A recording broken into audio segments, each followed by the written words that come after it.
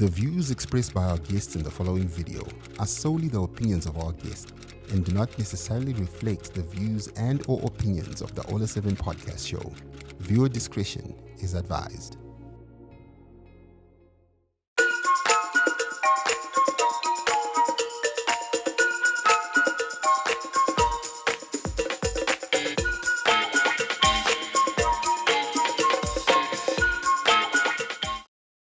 Hello guys, my name is DJ Ola 7 Owen. We're Kwamadondo, the Chief Emma show on the #1 podcast in the land. It is a special edition where we sit down with the Zimbabweans, making waves, whether viral, influential, controversial, or inspiring. You name them, and and today we decided to do it a bit different. We're coming to you live from Foodies. It's a new restaurant in town. It's a new food outlet in town. And soon you find out why we are here and who is behind this new beautiful food outlet. So today at Nago, like I said, we brought a man whose name rings a bell from the construction sites to entertainment streets. A man who turned paint into a brand and the brand into a culture. He is the founder and group chairman of Nash Holdings, the man behind Nash Paints. But that's not all, because whilst some paint was, the man paints futures. He is one of the biggest supporters of the music and creative industry, from backing artists, sponsoring videos, funding events, uplifting young talent, pushing collabos and showing up for creatives when it matters the most. He has become that silent engine behind Zimbabwe's cultural movement. Ladies and gentlemen, please help me welcome Murume Pens. Mr. Tinashe Mutarisi, Chairman, welcome to the show. Should I say welcome, or you should be saying welcome? I don't do welcome. Do I have magunans? Exactly. And today, like I said earlier, Foodies. Yes. We'll talk about this place. But before that, I want to understand maybe and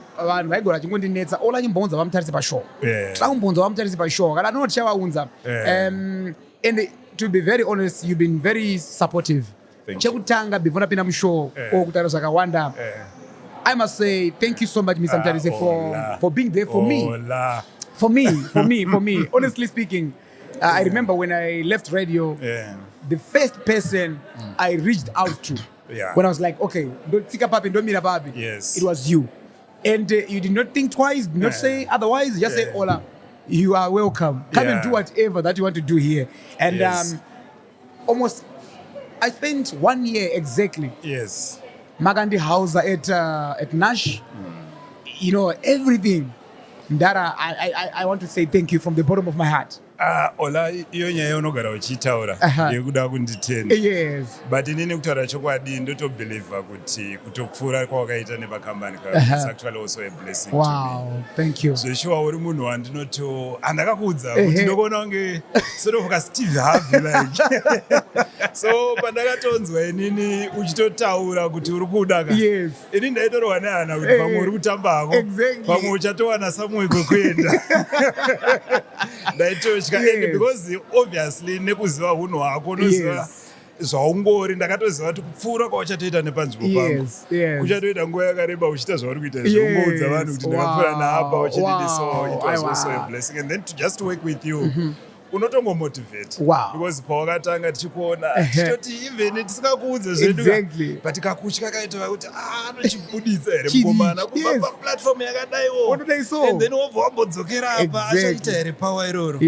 But wakatotimotivate takutoona kuti anything can happen.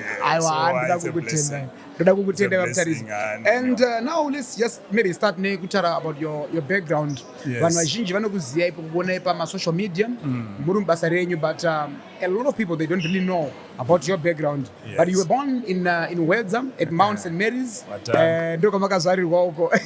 Maybe we can pinda a bit about what was life like growing up there ku Wedza before moving to Inyati Mine. All right. Yeah, ini ndakabarirwa kuMount St Mary's ndichigara kuHwedza kwaMakwarimba. Yes. Kwasabhuku Chiunzi. Okay. Tiri ana gonomoyo zvekuti ndoziva tiri kwangu izvo ndingangoti gonomoyo. Pane kapride katina. Exactly. Ndokwandakakurirawo. My father had 3 wives. Tinini ndiri mwana wamai vepakati. Okay. Mai Raymond. Takangokurawo zvinhu zvakangodi zvichita kwezvinonetsa. And then that's about all. Handizivi zvimwe zvauri kuda ndizvipora. Koma makazoenda rini ndipapa makazoenda kuNyatimaini? Because Nyatimaini ndakaenda ndiri grade 2. Saka before that period handina imwe memory yandinyazoziva kuti pane zvaitika mulife mangu before that year, but ndakazonogara naMudhara kuNyatimaini kwakanga avhura kaposhto kaaita zvebuchara achitengesa nyama pamaini nemabhaiki nechi. Yes. You also mentioned about that kuti baba vangu vaine madzimai matatu. How was it like kukura in a polygamous setup? Is it the normal yatinongonzwa vanhu vachitaura about zvekugara pabarika kana kuti in your case it was different? Handidi kunyepa ola inini ndosaka pamwe pacho uchimboona ndichipreacha zvezvo zvekuti zvakakosha kungoita mukadzi mumwe chete. And I know kuti podcast ichatoonekwa nana mukomana naye. Yes. But yeah, it was not easy. Especially I think zvakanyanya kuomera vana vamai vangu inini. Nekuda kwekuti mai vangu ndo vakaita munhu wekutanga kuuya pamurume wemumwe munhu. Exactly. Yeah, saka ka-friction kakanga karipo. Unoona ola ukakura uchiona mai vako vachimbotemwa nemusova wesadza pamuromo nemukoma wako. Zvinhu zvekuti zvinonetsa even nanhasi kuzvigamuchira kana kuzozvirabha. So zvinhu zvinonetsa. Saka inini barika ndinoona sechinhu chisina kunyatso. And kukura kwatakaita pane pamwe pekutoti ndinotoremember vamwe vana mukoma wangu vandotoshanda navo nhasi vandakatopa mabasa nechi. But ndinotoremember mamwe maoccasions ekuti vaigona kuda kurwiswa nemunhu wepanext door kuti uri kuitei munin'ina wako. Yes. So barika hatina kukura, takakura zvakaoma yakarova nakilati. That's very true. Kunzaya namukoma wangu. Barika was not a good thing kwandiri. So now how is your relationship like with your brothers? Vamakakura navo zvinhu zvakadaro, like you mentioned kuti it's not easy kuti una mama wachitemwa nemusoro wesadza pamuromo. Did you forgive them or it's still stuck in your mind? Inini ndakaita luck rekuti imo mukukura umu nemukuverenga mabooks nekuita sei ndakaenda kunodzidza kuti ukasaregerera munhu unenge wakafanana nemunhu ukatadzirwa ndiwo handiti wobva wachengeta chigumbu uri kuita kunge munhu akatakura saga wakatakura kwese kwauri kuendawo wakaremerwa. So kuregerera munhu unoita kunge watura saga rawo. So ndakakasika kuita lucky rekuti ndakachuza kuregerera and nekungoziva kuti masituations iwaya ndekuti vamwe vacho zvavaitoitawo yanga itori lack of information. Unenge uchitofunga kuti ndiri kutogona. Saka ndakaenda kunozvishingisa kuti no. And nevamwe vandachitotaura kuti pamwe vacho ndotoshanda navo izvozvi. But even though ukada kurangarira zvakaitika kudhara unyazoona kuti danger scale but hatakuendi. Makungochovha makadaro. Hatakuendi. Mataura mashoko akanaka. I understand kuti makarasikirwa nevabereki venyu muri at a young age. Vabereki venyu vachiita pass on. Makazorarama nemasiblings enyu vakaza step in kubatsira kuraisai nemasiblings enyu. So when you look back at that period, what did it teach you about survival? Yeah, that period is a very emotional period for me. Yekuti inini ndorangarira zvauri kutaura izvizvi. Ndorangarira kuti there's a time yekuti takarima munhu wese. Inini vana vamai vangu 37 mukoma wandi akazoshaya. Tese takarima gore richipera chibage chichitorwa chichinotengeswa chese asi chichingobhadharira school fees yangu ndiri wani. Saka unoona kuti ola izvinezvi nyange pai panombonzi nevanhu it's not a good thing kuemploya hama inonzi nepotism. Unozonetseka ukada kutarisa kubasa kwangu inini vese vanin'ina vangu ndokwavari. The first one wandatanga kushanda naye mubusiness rangu anonzi Tokmo atori kuBotswana uko. Akatotanga atori nenashpenzi yake iyo ende yake. Ndakazongosangana one day mwana wake nemwana wangu achitaka kudenhana zvinzi nemwana wangu saka imimi munenge makutoshandira isusu futi mandarohwa neana ndikati baba naumira musha. So then I helped him set up his own shop, even though ndine mashares ikoko, but that's his shop. Saka hama dzangu vafana vangu ivava ndo vakamira kuti ndive zvandiri nhasi. So I respect them and I feel like I also owe them my life. Wow, that's really interesting. I want to take you back a little bit. You said ndaranga ine madzimai 3 asi ndasina kutaura about nyaya yevana. I heard that he had 27 children. You're 27. Ola unenge uchizwana kupi zvimwe zvacho. I do my research well before. Yes. So I had to do 27. So pa 27 wana munotowira ndimakabatana kudaro muri wana 27 plus kuitana jealous life chaikuti mwana unokuita life inenge yakuprosper yakuita flourishing umwe ari pasi hamupinde nyaya dzekuroyana here. Then also mupfungo menyu samdharanga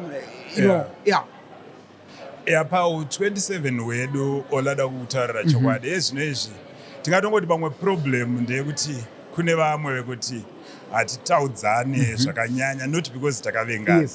I think takaenda kunoita lucky kuti vese vana mukoma wangu hakuna vanhu vanonyanya kubeliever sterek nezveuroyi. Yes, and vamwe vacho vakaita sana baba Benji mukoma wangu mwana wamaiguru ndo kutozosvikawo pandiri panapa ndakatombogara kumba kwavo ndichitotsvaga basa ndakagara baba pavo vachitondichengeta and even nanhasi ndikatovataura ndotofunga maiguru maibhenji vane mavheji ndo vakataka kundidzidzisa kuti mavheji anosanganiswa nehuku saka vane karesipira kavaitibikira kwozoita ana mai my prince futi mwana wamaiguru ndakagara kukuwadzana extension kumba kwavo futi for a very long period of time. Mwana wavo ndotosenza naye Lisa as well, and she's one of my best friends. Saka tine kakudyidzana katakungoita tina problems zvekuti aiwa even tichikura paimboita tumafriction tudiki but plus kukura kunoitika mafight even wanoenya munhu chamunombota netsana ziri zvomuti mwana wakwamaiguru kana kwamaini munongowirirana kuti hapana that's life. So but mimi muchiita background yakakurira yebarika nechi brains nyaya dzitomboweredza kuti ganimbotorowo chitu watumwa here kana watumwa nagulezi wakotaura ngonzwa ola kuti hakuna ari kuuya here. Ini nangu personally ndisandamboita pfungwa idzodzo ndisandamboita pfungwa idzodzo. Ezvino izvi ndakasvika palife ola ndapastage yekuti ndonyatsonzwisa ona mukadzi wandinaye kumba wewe I believe kuti akandivhurira makomborero akatoa. I always see you guys together. Ndakatanga business rangu ndisati ndapuroora of course, but ndisati ndamboenda kure ndobva ndatomuwana, and she has kept me grounded for the longest. And munhu wekuti kuti ndizonoti ndanotora someone ndakutanga kumuisa pacompetition yekuda kutsvaga affection yangu ndakamuisa neumwe munhu andona wange ndendamuitira utsinye usingaite, and I don't believe, handonyatsobelieve kuti hazvife zvakaitika, and ezvino izvo this stage yandava ola ndeyekuti vanhu vanenge variko, vana variko, aiunoziva kuti 100%. Ndakambonzwa uchitaura wena muchitaura kuti aiwa vana vanenge vari ready, but at the end of the day ini ndobelieva kuti ndinda kuvhimwa izvozvi. Saka kana ndikatoona ndane mukadzi mumwe wandawana kuzoti ndatobatwa, ndatomuka yatoiswa mumambure, zvekuti ukazonzwa kuti uyu munhu wemukuru uyu vanhu vachitaura mumastreets chingoziva kuti vari kutaura sazviko aikoko handisiko. No, mashoko akanaka. Thank you. Mukoma Tinashe, you left Zimbabwe for Botswana early 2000s, searching for opportunities in Botswana, crossing the border with nothing granted kuti zvichabuda guaranteed zvichabuda here zvichafamba sei ndaenda kwandiri kuenda. But please take us through your life in Botswana kuti zvanga zvakamira sei, chii chakazoita kuti muzodzoka back kuno kuZimbabwe as well panguva yamakanga mamboenda uko, because vazhinji vakaenda havana kudzoka. Yes, inini kuBotswana ndakaenda pandinoda kunyanya kubata panondinakidza stereki pekuspa. Ndakatanga kusenza kuChivu Spa before ndaenda muno muZimbabwe muno kuChivu. So paChivu Spa ola ndo pane hwaro even webusiness rangu pandoti inini ndo pandakadzidzira business zvekuti ukanotarisa kuNash Paints ka ndotomboseka ndakatarisa pane mumwe nguva yekuti mauniforms avanenge vainawo ikoko akatofanana nemauniforms ataipfeka kuChivo Spa. So ndakasenza paChivo Spa from 2001 to 2002. Okay. And ndiri ipapo kune vanoziva Chivo vanoziva kuti spa yacho yakanga iri kumwe kwataiti kuDerrybot, so back. So I was very instrumental ndina Tera anoti Tera kuti tichinoapply for a loan kubenki rainzi Agribank. Yes, kuti titenge stendi. Ndaitomhanya ndinda nditori mukomana wake wepaside, ndaitonzi nevanhu mwana waTera because ndaifarira kumufadza zvekudaro, but ndakatozodzidza chinowani chekuti if you want to build your own house help someone else build his. Saka ipapo pandaisenza vanhu vachinditsvinyira kuti mwana waTera kando pandakadzidza almost everything that I do in business. So ndinongotora mukana iwo even kutoudza anyone ari kunzewo kuti pabasa pauri ipapo follow the money. Usangoti chandakapiwa kunzi ndiiteka ndocho ndongoita because ndiri kupiwa kamari kadiki saka because when you do that you're actually training yourself to be less. So inini pandaive paspa ndaitosenza nemoyo wese, and I remember kuti paspa ndakazvipromota almost 3 times. Yes, asati aona kuti ndofana kuenda pastep iri pamberi, but inini ndatozviona kuti izvi ndapedza izvi. Saka kana ndiri patiu ndakuziva zvose zviri kuitika ka ndakutotanga kutosupervisa vanhu vari patiwo. Mangwana acho ndatobookkeeper kuswera mangwana acho pakangobva ainzi mudhiriza achiti aregedza basa ndatova accountant.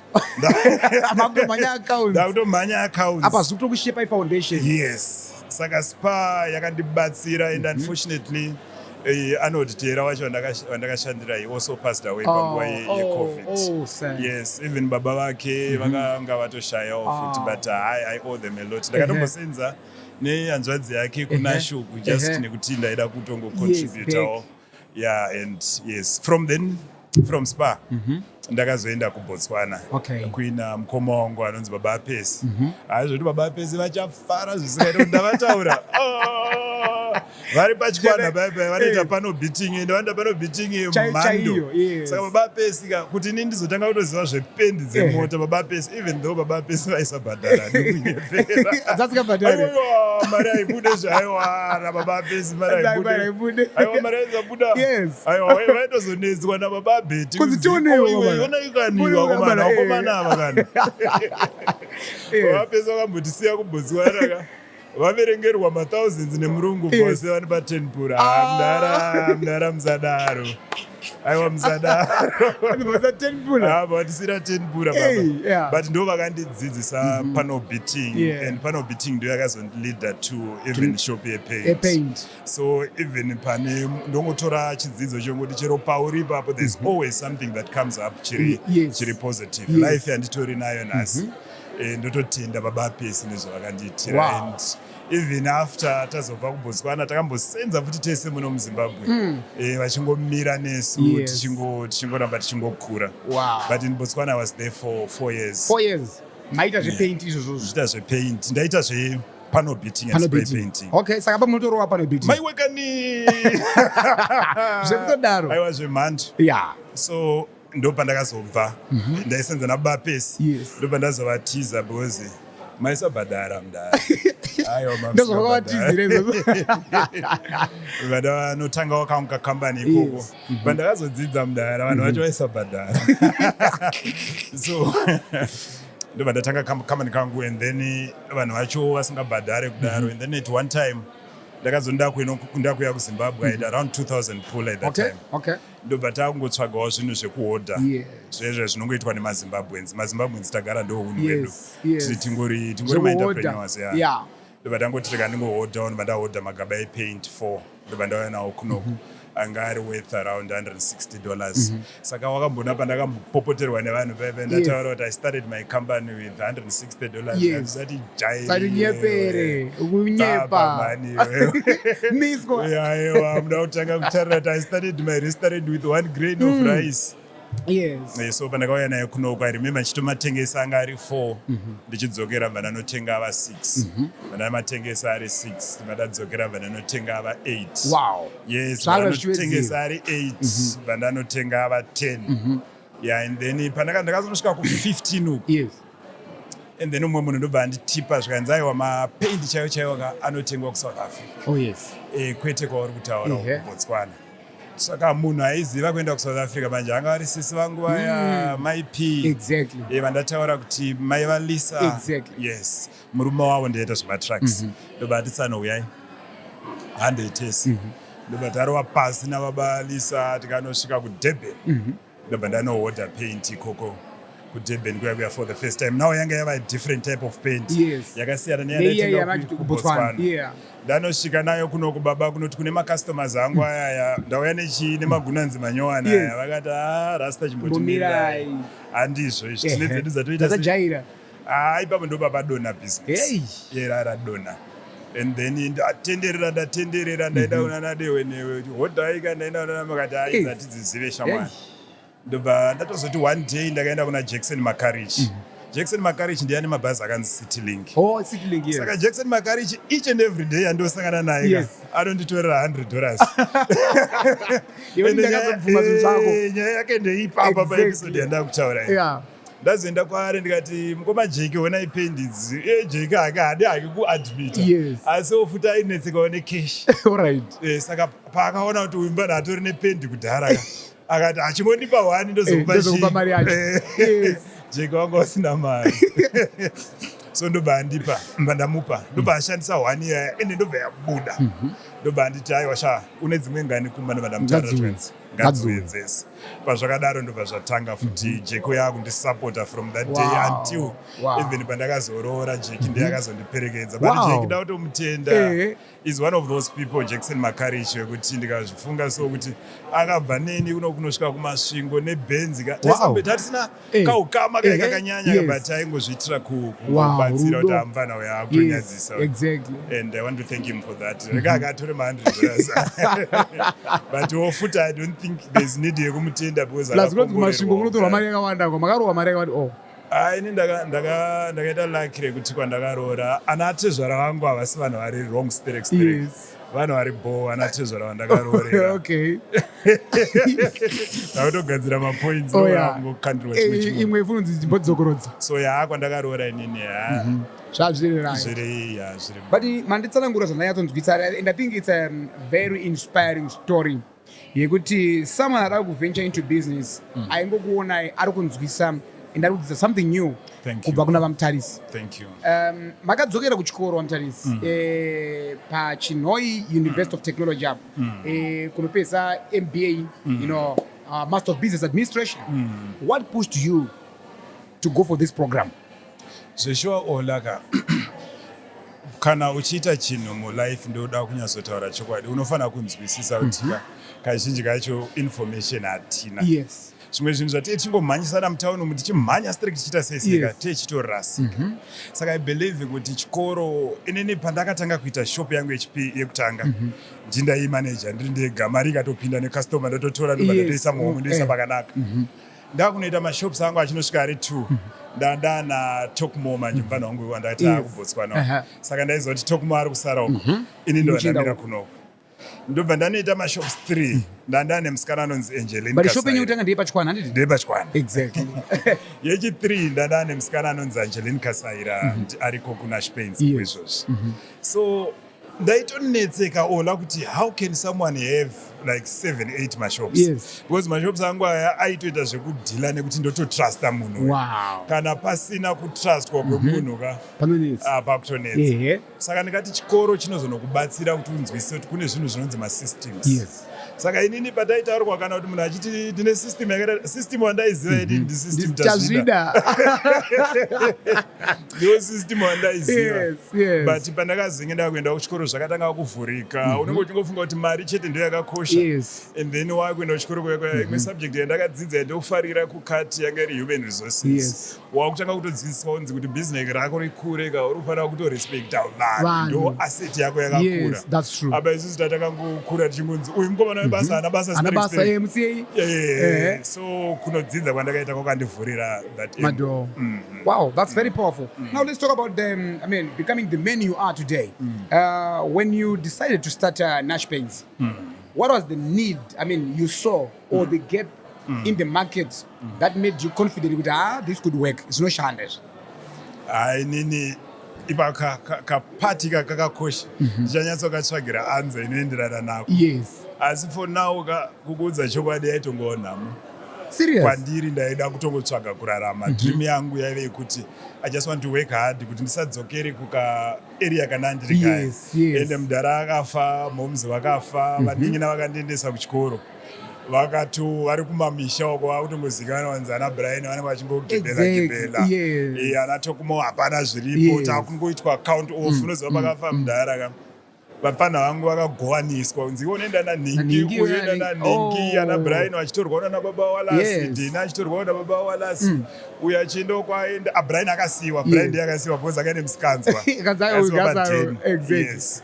And then vanhu vakagovanwa. Saka shungu dzangu dzaive dzekuti ndoda kungotsvaga cheuviri kuti ndiende unokolekta vanhu ava. Ndakambopromisa because Tokumona admire ndakavapromisa tiri kumumango kuzasi kuti vapana vangu ndikangozvinzwira ngononaka. I'm going to come and get you. Saka ndo chinhu chaindipa pressure yekuti zvinhu zviri kufanira kutonaka zvekuti pane gepi randawana here kana kuti china chingobhudhoza ndachida kutoenda handiri ready. Ndokunonzi kuita semurume. So tauri timbonzwa kuti starting a manufacturing business in Zimbabwe can't have been easy. Zvinhu zvakaoma kuti muzvitange to start a business. Issues like supply chain, equipment, raw materials as well, capital yacho. Saka makazozvifambisa sei kuti mutange? Makurova manufacturing. Ndo imwe part yakakosha the way yandakanoita nayo nekuti pandakapinda mubusiness ndakatanga kutsvagawo mabhururu ari kumberi kwangu kuchana ndakutanga kutamba nawo. And then also ma-consultants. Ndo chimwe chinhu chakakosha chinofanira kuzikanwa nema-entrepreneurs. Kuva nema-consultants because vanoziva zvakawanda kukupfuura. Saka ipapo ndo pandaivaudzawo kuti gentlemen, honai ndo kadirika ndinako. What is it that you think I can do kuti ndi-improve income? And then ivo vavataura kuti you know what, you can actually do yatinoti backward integration. Uri kuhodha mapaints ako but ukatanga kutomanufacture wega saka ma-raw materials anowanikwa kupi and then wakutanga kukudza kuti unogona kuona kwakwa. So ndikangoti I started consulting plus hoinini ndagara ndiri munhu munozviona pasocial media vachiti hanzi uri kutimanikidza nisha wazotimanikidza chii. Ndagara ndiri munhu ane pressure. So I kept on researching what is it that I can do to improve this. Nenhamo yandiri kutiza yega ndasikadi kuti ndite sei tidzokere ikoko. So I had to learn kusvika tabata ma-systems and then tasvika patiri nhasi. Great. Tiri kutaura nawo Mutarisi para tichingobata nhoroondo yavo mararamiro avo zviri mulife yawamutarisi wamunongoona pasocial media but nhasi tati ngarigarei pasi nawo timbonzwa zvakawanda kubva kwavari. Wamutarisi, in as much as you are a whole company's manager, tinokona muita zvemhuri musocial media. How do you balance your work, family time, and what does family mean to you, Wamutarisi? Ola kamvura kako akandokekenoisa mvura yemudadisi ndokekuti vanhu vasitaka kutaura kwavasina kuswera vakanwa. Inini pane chita social media ola ndoda kutaurira chokwadi I don't have a plan yesocial media zvekuti ndibalances.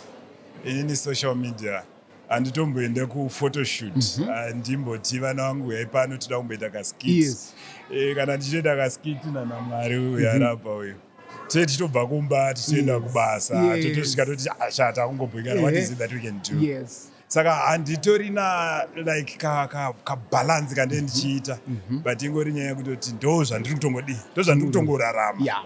And social media haina kuuya kwandiri nenyaya yekuti kana ndaida kutsvaga kudiwa kana ndaida kuita sei inyaya yekutoti ndaingoita zvandagara ndichita sei and then vanhu ndobva vatoti zvawagara uchitoita izvo zvinotoita sei zvinotonakidzaatone mafollowers mazuva ekutanga ndaitobhozi ongori mukomana akabva kwamakwari vanhu ava vachazoita find out very soon kuti munhu vatiri kutaura vatikuteera asiri but hai zvino zvindabo. So haiwa ndeichitonakirwa and then business rangu ndakadzidza kuti life is not as serious as we think it should be sevanhu.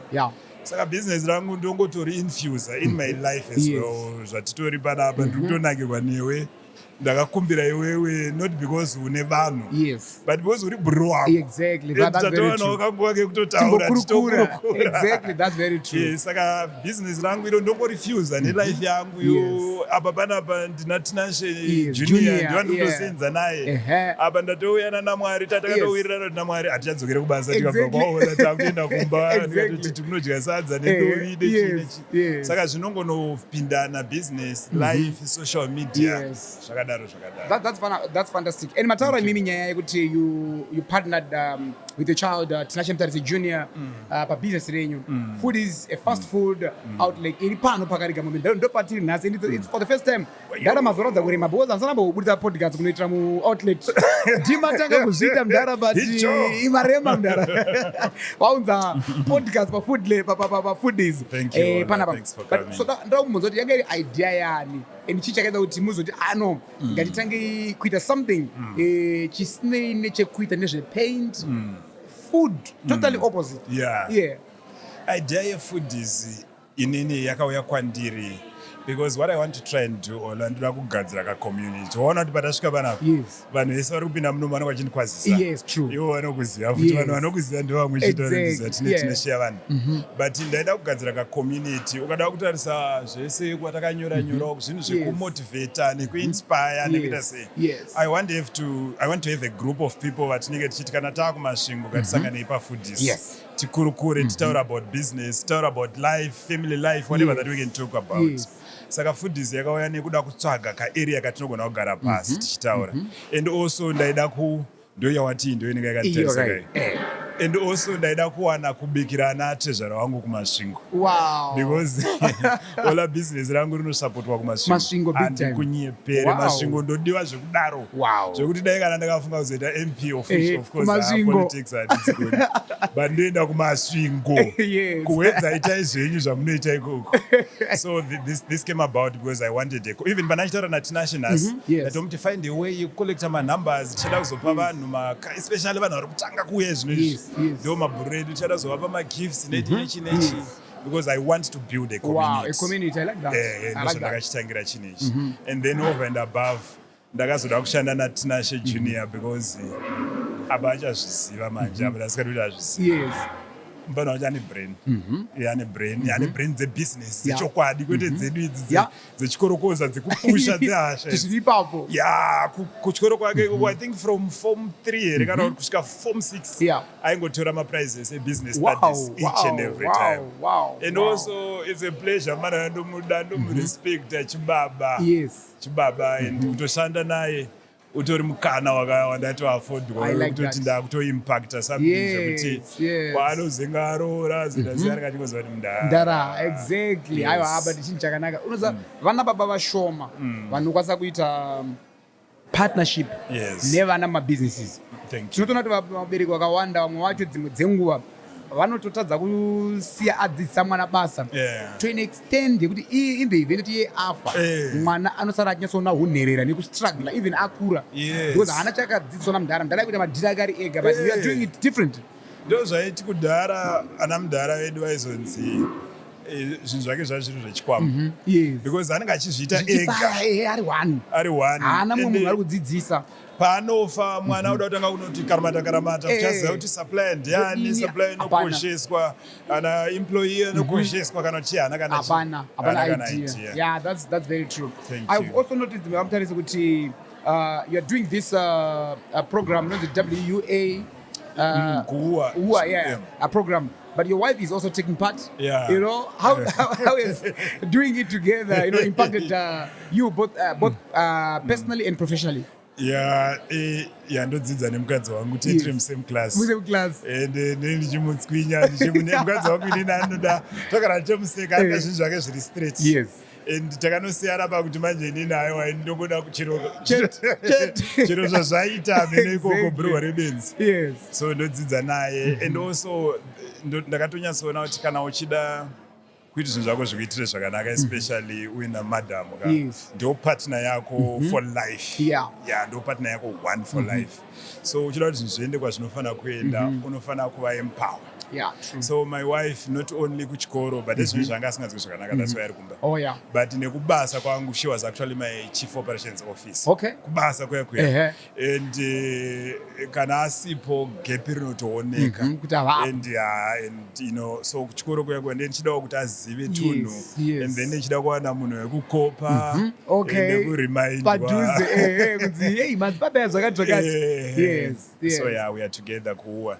So Matarati ndi chief operations officer. Bandira kunza kuti sei makafunga kuti gamu include mukadzi wenyu into your business. Vamwe vanoti vakapinza madzimai business rinodonha, vamwe vachiti why makachoose kuisa wenyu?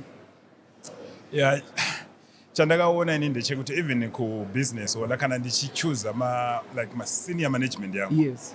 Handinyanyoichoose ndakatarisa chikoro chikoro chiripo. But chinhu chandoda inini kuziva kuti une passion here, uri kuda here. Saka even kana uchitofamba ukapfuura nepari kubuda mvura ichirasika, ukangoona wangopfuura usina kunosunga, usina kuti sei pari kubuda kadonho karoti toto, ndakutoti iwawe ikwanise kuita manager wako. Saka handina munhu wandinofunga kuti ari kuda kuti zvinhu zvedu zviende kupfuura madhamu vangu. Wow. Aiwa, vanenge vachida. And then guys, ndo pane raramo yedu apo. But ndarami kuenda kuchikoro namadhamu. Business na madam, but kuchikoro wanoti kana wane mari dzako kuchikoro chachidii mari wagadzira. So mimi wai muri muchingopusha mabooks. Ndina madam, watina madam. Na madam ndisire mukadzi wangu. Na madam wacho. Aiwa, ukufunga nyaya iyo uda ndisire mukadzi kumwe. Why muraramba muchipusha mabooks because big rapo mari yadaira. But muraramba muchipusha. Why? Ezvinhu ndoda kuita doctorate. Wow. Ndoda kuita doctorate randiri kuti nini. Rikubatirwa na Dr. Nyoni kuwawo. Okay. And routine from hustle to corporate. Okay. Yeah, doctorate in the Gorida all up because I want to build my company from good.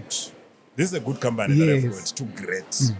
And a company here, you know, Sana Johnson and Johnson, you know, Gara next Wow. Saka doctorate and Ruby Ndakanya solutions we see some problems and Sanga and my entrepreneurs is yes. My businesses edu ayanowanzodona nekushaya ma policies and procedures. Ukatozoona kubaza kwako kola inonotsvaga chinhu chinonzi policy procedure ugare nacho uchinzwisise kuti chinorevei chinhu ichocho. Saka ndo zvandoda kuitira doctorate iroro. So inini ndakazviudza kuti as long as ndichine brain ndauramba ndichidzidza handisi kuda kumira. Zvekuexercise kwatinoita tichimhanya tichiita sesema kuseni brain dzinoda kuramba dzichiita dzichiexercise. So I'm going to continue educating myself. Yesterday ndaitotaura namadam tichiwirirana kuti chinangwa chedu cha2026 is to read as many books as possible.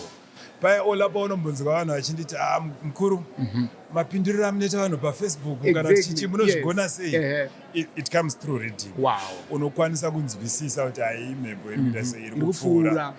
People of various opinion. Ndaitoverenga umwe achitonditi Mutarisi inhingi. So zvekutoti vamwe vanhu vanenge vaitofungidzira kuti ndichatogumbuka but ndotonzwa tsitsi ndoda kutonomubata kuti you my brother. Because unenge wakunzwisisa kuti zvinhu zviri kuya kuzosvipwa nemunhu kwauri. It's not like ndiwo aita problem. Aiwa zvinhu zvaakangokuchira zviri mari because of learning. So I'll continue with learning. Perfect. Now let's talk about your family. How many children do you have? How many away? Vana vangu in total inini 7. 7. Yes. Wekutanga ndiye Dion. Ari kuNetherlands anomuda mwana ari kuita artificial intelligence. Wow.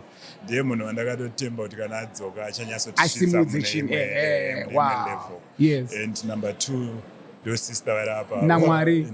Yes. And number 3 ndio Tinashe Junior. Number 4 ndine mupana anonzi Narini. Vanhu avamuzive vakawanda is the kurula. Hadi zvinhu zvine dzungu. Vaungomutore uchimisa pasocial media uchimukanda-kanda but is a very good munhu but hadi kujairira. Hadi kujairira. Ndini kana chinodhila naye tokona kutomboronga kuti tosvika sei apa. And then pana takomborerwa kabesti kangu manje kamskana inosaitiska ndio kakauya kuzotanga kari kamwana kamskana ndio ndakambowana mukoma na Mwari aimbotenderera mhino kwanga kawanda saka apa kakanouya kamskana takabata dai exactly ndo kari kanonzi takomborerwa. And then there's my twins manje kugumisira tatafurira namadhamu tikatingoite 1 kekuvharira nobva kwauya matwins namatai nanashe. Wow. Good people. Nice. Kuti titende chaizvo. Thank you, King. Matara mukati Dion makampuwana mukoma, it means haasi your biological. Yes, my brother passed on. Oh yes. Your first born emdenment. I see. Kunze amona kuzonge maita vamwe. Ndina. Na Mwari ndiye atori neproblem. Ndakatomumakira nyaya naMwari sera neniwo akangozouya zviri settled zvakatodzikama unoziva kuti nguva yacho yenda ndabva kutuka vanhu ndichiti nini pane vanhu zvezvo kungoti ndakambonzi Tinashe Mutarisi mwana ari ku ndikati kana paine anogona kuburitsa mwana wangu ari uku baba akanobuda rasta takatochila ndakanomutarisa so muone ndini zvenyu mukati pakacho. But tell me about that. Mimi pamakaita naMwari manga muchiziva kune mwana or it was something chakangoitika inoseva rume vakatongopfuura.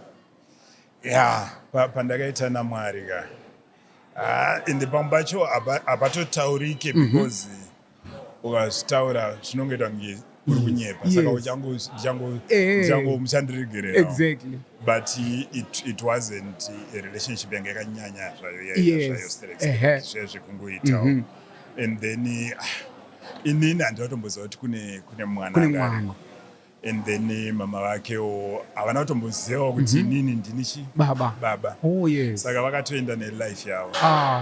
And inini ndotongosuspecta but handizvo zvandakaudzwa. Ndotosuspecta kuti mwana uyu because akazenga aenda unogara navo Cape Town akambotambura mwana iye. Akatambura zvekuti anofanira kugadzira movie yelife yake. Azonogara namama wake because mama wake vanga vasingawana. She's a very good person. And zveshuwa mukatovaona you understand why she's like this. Very good person. Ndobva vanogara naye Cape Town. Vazogara naye koko ndokwavakazoisira message mukoma wangu wavaiziva. Ini ndosuspecta handiziva ndosuspecta kuti vanhu vakanga vakuudza kuti imi munhu uyu ndakafanana neuku iwo ndobva vangoti okay so ndobva vazosendera mukoma wangu message vachimusundira mapictures vakati uyu mwana anenge wekumusha kwenyu uyu vakafanana vanonzi baba vanonzi Wilbert. Ndobva vatumirwa Bedzo. Ini ndaitobva kuSouth Africa ndina madhamu nevana totobva edu kukaholiti. Ndaona Bedzo dzanditumira manje mukoma wawiri vabva vanditumira mapictures zvikanzi munhu ndiani uyu ndikutarisa ndikuona Nashe kamwana kangu yake ndikuona Tinashe zikufanana ndine imwe sister yangu futi vanonzi mai Nolin ndakafanana navo futi strek ndikati but ari kufanana kunge vana vako mai No. Vandabvunza ndikati mukuru chingotaura nyaya yenyu kanikonfuse chikanzi mwana wenyu ndikati mwana wedu zviri kuoneka but wani chaiye chikanzi rasta mwana wenyu imimi ndakapindwa nechando apa ndakatotarisa ndikaona madhamatori zvavo pafoni vakatochila ndikatona vana vese ndikati mawana atanga ndabva payani but handina kutaura ndakachila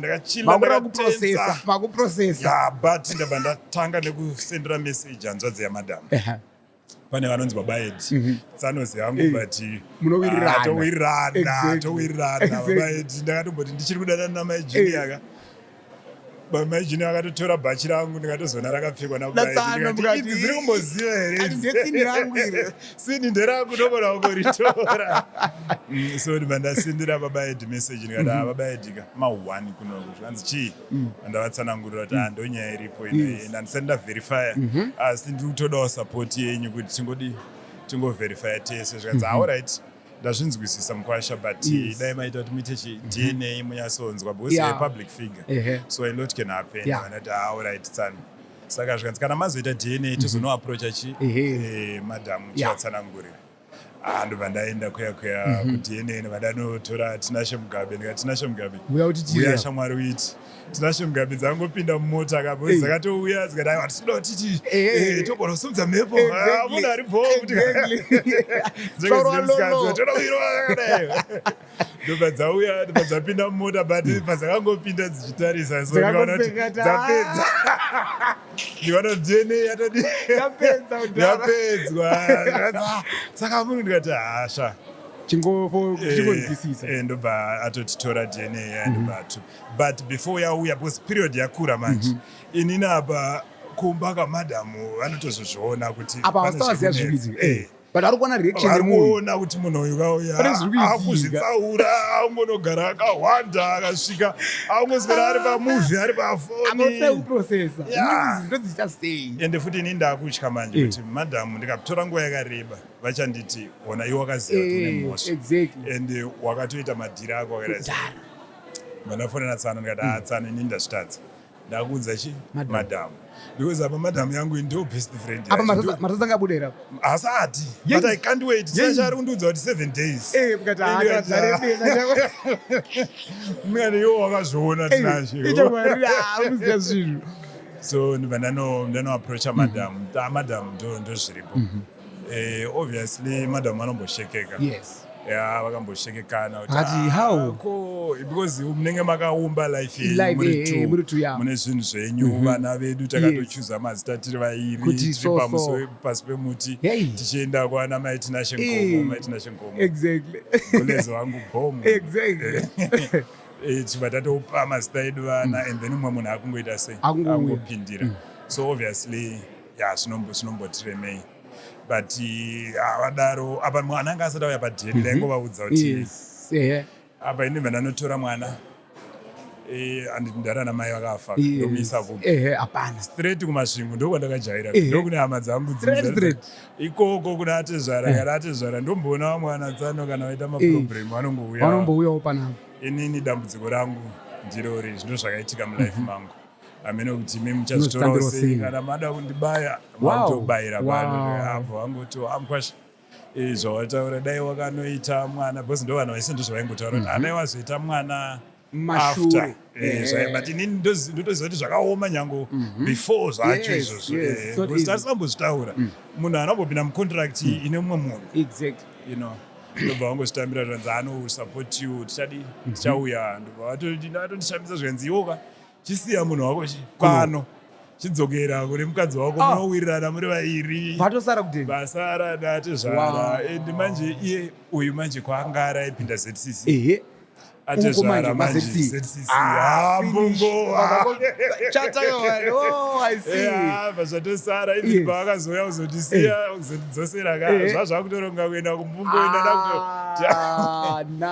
saka even ambuya vangu futi mai vamadhamu munhu wekuti ndakaita laki ndakaita laki vanonzwisisa ende vese vachiriko munhu ari bho ini nditori mukwashamboko zvotozikanwa because inini ndinoenderera ndomhanya handine speed but iwo vanenge vakangodzikana so but madam wakazonyatso accept the situation totally vakazviaccepta izvozvizvi inini ndoto because vagara munhu ari bho and ukada kuona ukama hwavo even naDion ndaitotaura navo ipapapa tichitotaura nyaya tachitaura yekuverenga ndichitoti inini Dion akazotangawo zvekuverenga akuverenga mazuva ano ivo vanotondiudza kuti aiwa Dion akatotanga kudhara kuverenga saka she has got that raw under control saka uyu ndaiziva kuti dai vakanonetsana naye mhosva ipapa kazhinji kacho kwamuri aiwa inini ndini mandikunyepera inini ndomborasika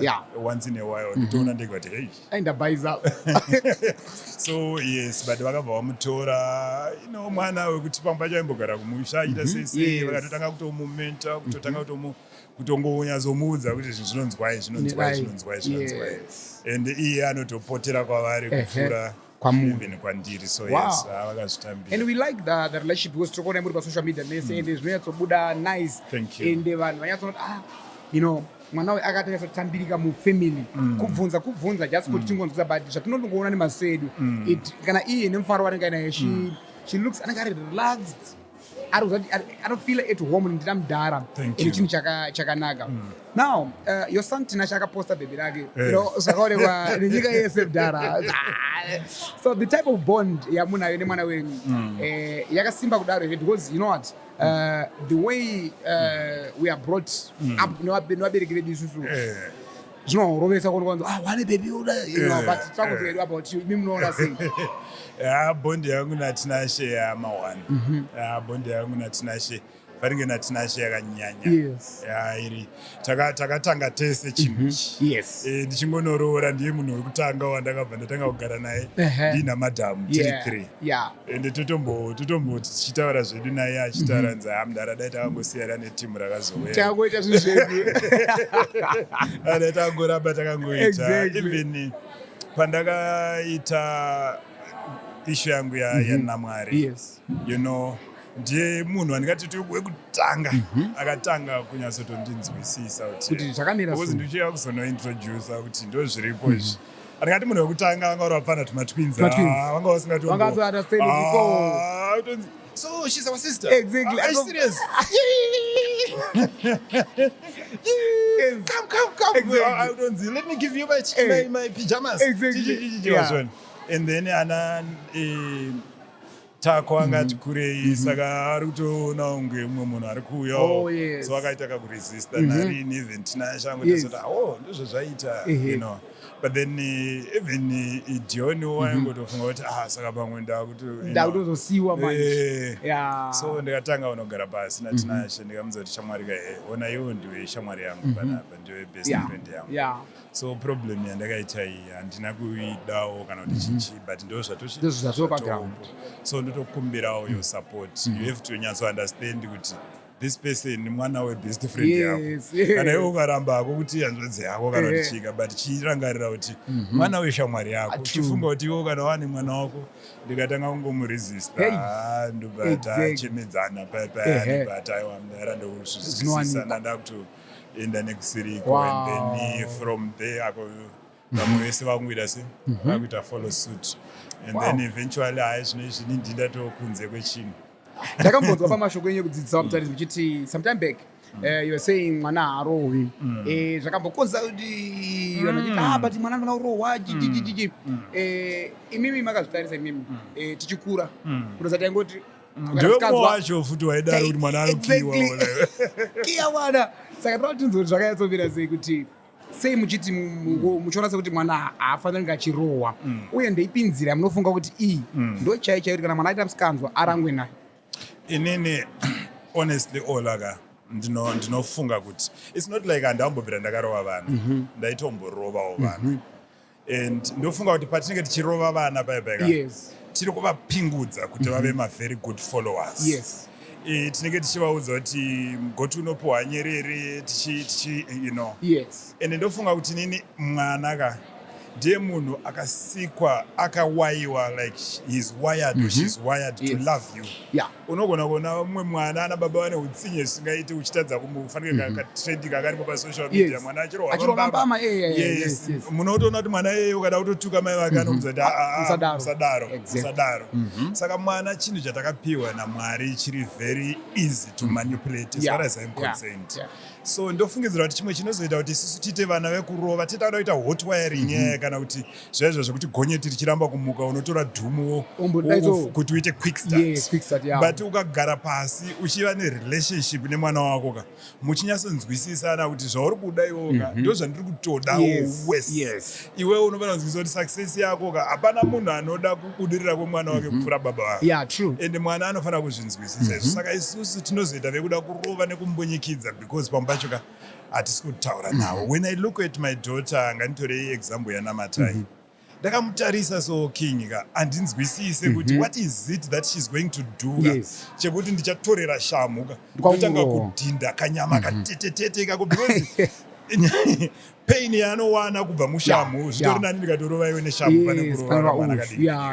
Saka ndinonyatsoshaya kuti imhosva ipi yanenge aita and ezvino izvi unoona ndaimbozvitaura pafacebook kuti ndatozodzidzawo kuti kana nyange mwana akaputsa kapu isusu taitoziva kuti ukadonhedza kapu ini ndakatomborumwa nembwa ndapedza kurumwa nembwa mudhara wangu akauya neshamhu kundidzinganisa kuti uri kufamba wakati nanava ndozviri kurumisa nembwa kwave kusaziva dzakadhibha but ezvino izvi mwana akatopwanya mandiro indotomhanya kuti hauna kukuvara here so anozvinzwisisa kuti in everything that we are doing hatisi my enemies there is no us versus them tiri pamwe chete so nyange akazoita kaproblemu ndomugadzika pasi ndomutsanangura kuti uri kuona nyaya ndachikuti haufaniri kujamba apa zvinoitika ndezvizvo ukajamba apa izvinoitika unogona kutyoka unogona kukasei saka munobhilivha ini kutsiura nemashoko chete ndozvandoonesa munhu nemashoko chete yes zvimwewo zvatogona kuzoitawo izvo zvekugraunda izvo zvibandikanyanya kuzvitaura mani ndaunzi hainyaya kuti ane mari kana chichi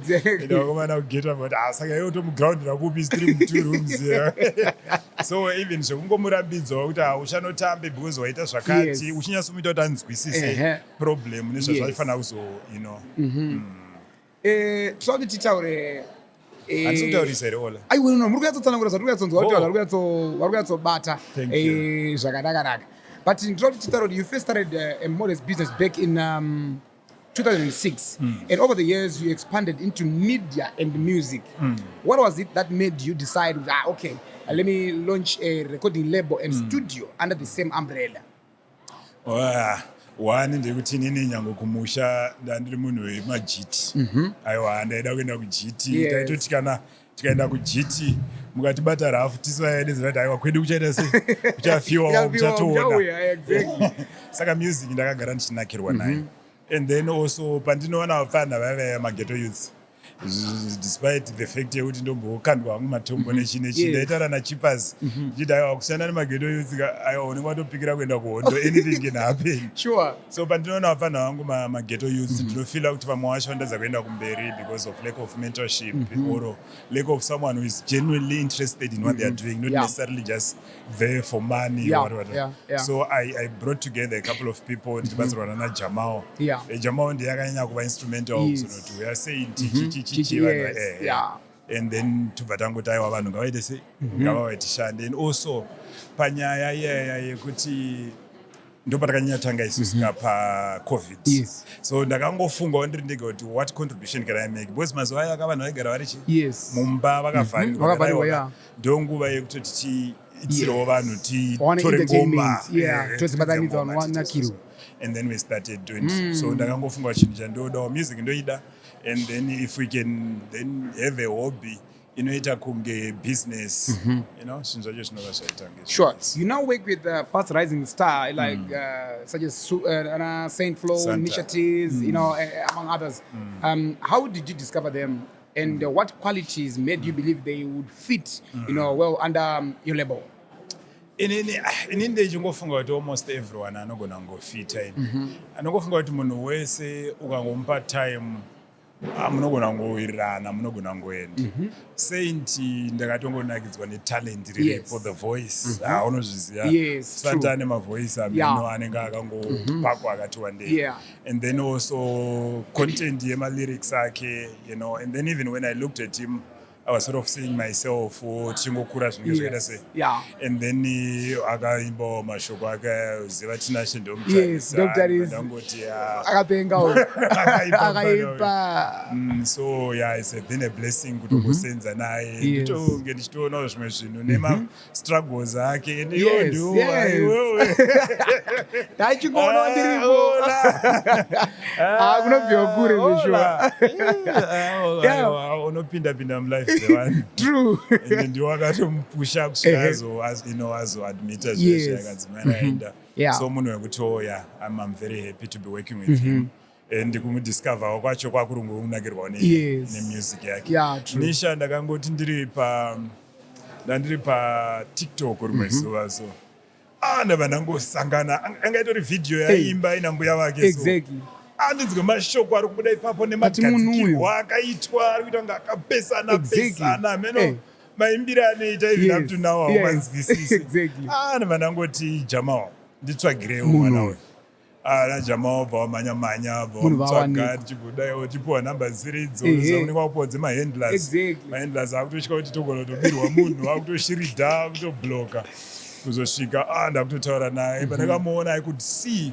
where she was going. I don't know pana munhu unotaura nesuperstars kuti yaitoti mudhara vari kundirespecta kusvika palevel iri but ini ndaitoona kumberi kuti uyu munhu uyu ari kutoenda ane masongs akatoita mamwe asati tichazoirelesa inonzi Mwari muri chibaba so yaakatoya achisweta the first song that she did ukainzwa ndopaunozoona kuti hatina ezinash tv a lot that we added kuna nish akatongoya itongori talent mubvuto in the same even pana 96 ndakangomuonawo pasocial media vanangoti mufana ane talent 96 asati atosvika pano fana kusvika is dangerous and then Reima takamuona tese auna kena akonera vanhu ndikati manyai uyai naye and manje apa ma1 even level rainaro so ane few yake is different he's different and ana music yasinga anorova apa atonditumira nandinaye nhasi maofisi musandauya kuroga atondipa mamwe masongs ari kuda kuita ola mbana uyayo yako achatisvitsa senyika kure and ndiri kufanira kuti mimi mudhara amuna jealous munoramba muchisimudzira vafanhu vechidiki muchiwa empower now vakuzikanwa mwe vazhinji vamasuperstars now nisha akona mabookings euk kupi through because of you because mune madiscover vanhu mawapa chap because I've also discovered kuti we have a lot of talent in Zimbabwe rinoleka exposure rinoshaya anonyatsosimudza kuti riende mberi but that's exactly what you are doing. Thank you. Kusimudzira mayouth iyaya and I'm sure most of them are really grateful. They are. Even mafans awo ndozara atiziye munhu it was because of Mutarisi tizive nhingi it was because of Mutarisi and not only kuti tingoziya vanhu but also like you mentioned nyaya yaSanta yakatanga kutaurwa Santa does drugs and it was that bad that time iyoyo and zvinhu zvokuti career yake yange yakutotaura kuti apa yakuda kutozodonha because of that but you quickly chipped in ndakamudaidza ndikati Santa timbogara pasi timbokurukura mfesi wangu takataura and during that interview he then admitted tikatopa mvura mukomana utaure then he knows akazongoadmit nomukoma wada zveshuwa ini ndorova kana wabvuma kuti unodere unda kurehab he said yes and you quickly chipped in again okay takutomenesa kurehab makambhadharira zvese now he's back a changed person he's well reformed zvakufamba which is something chekuti senyika vanhu vangatadze kukudza in person but they are happy because of that.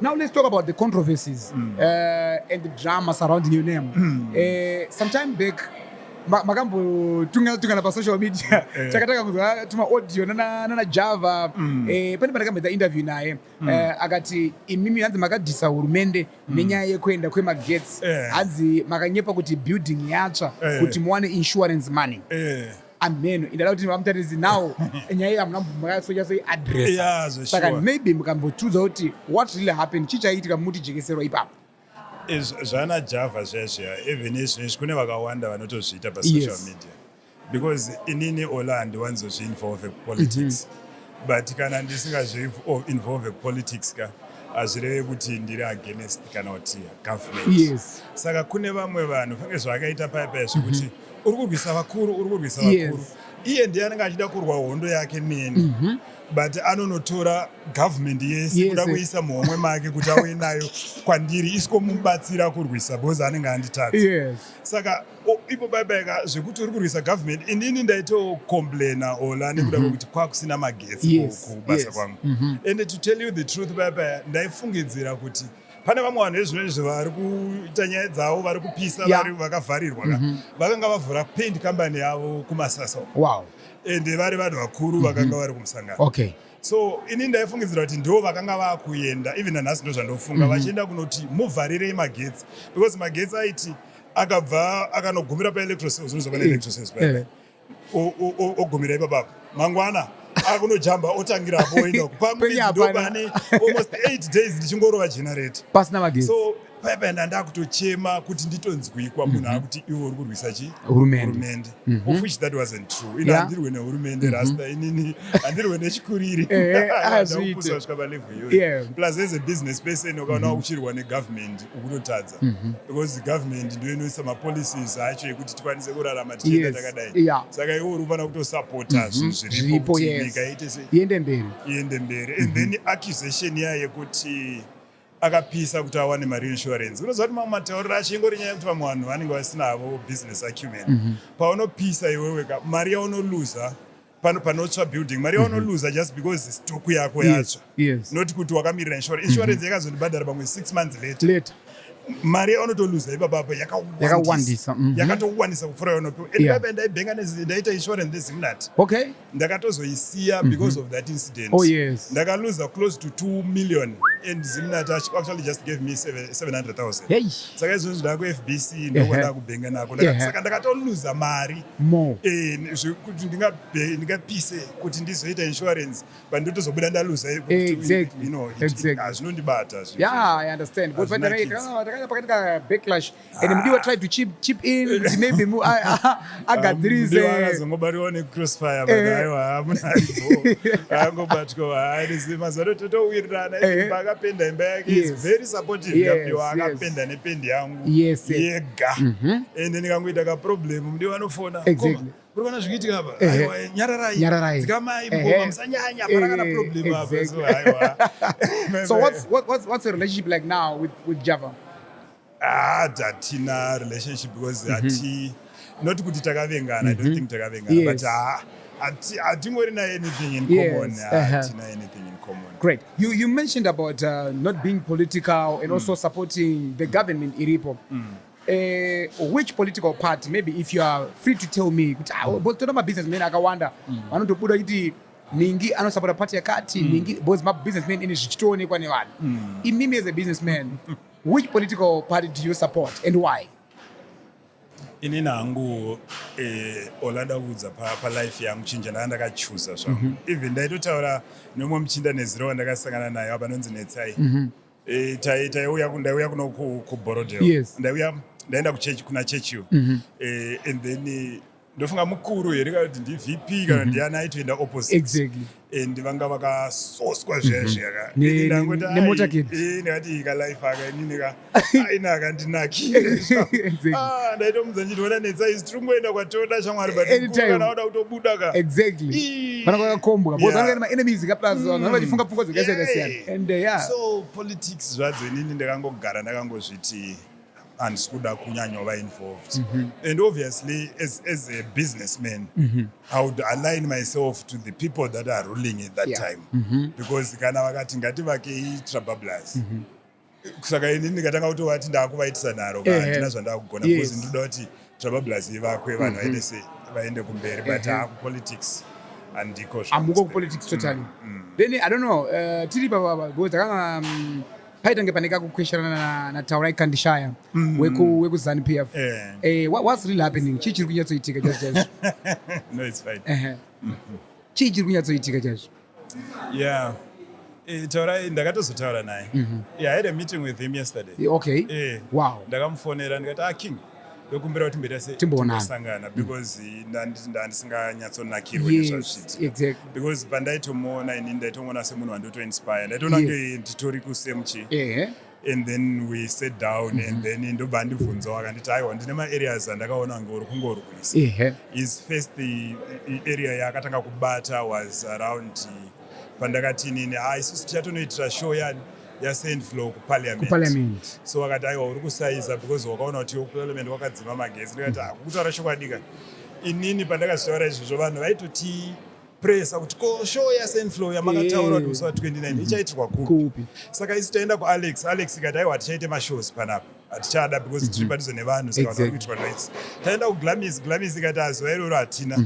Taenda kuChitungwiza so isusu nevanhu vandagara ndichitongotaura navo ndivo ndiri kuziva taumana ndiri kuziva pressure yenyu but isusu tichatoenda kuParliament ndokwatichanoitira itori joke because vanhu vanondiziva vanozva ndichita majokes. So ndakamutsanangurira akati King ini handada kutombozviziva because isusu tatine nyaya dzedu dzatachimhanya nadzo tiri kutorwadziwa kuti zvinhu zvakadai zvaitika ndati ndipapo ndibva tatoshekana mahenzi ndobva azondibvunza futi kusvikanzi konisha iwo apiwa award napresident haana kuenda sei kudisrespect kwakaita sei kuti mukuru anomira otambidza award kune representative iyasipo nisha are you saying kuti akakosha kupfuura zviri kuitika ndikati aiwa ndo imwe nyaya yatachitaura iyo because award ceremony yakagadzirwa very fast. Yes. Saka ndakatofonerwa sanhasi zvichinzi Nisha anominatwa for an award irifanira kuenderwa kwaTinmark mangwana. Tinmark yes. Honorable Machakairi yes. na 8 am anokwanisa kuenda here. Apa Nisha angaenda kublawayo ndoko akanoita masongs aya inonzi Afri Art ndo anotigadzirira mavideos. Okay.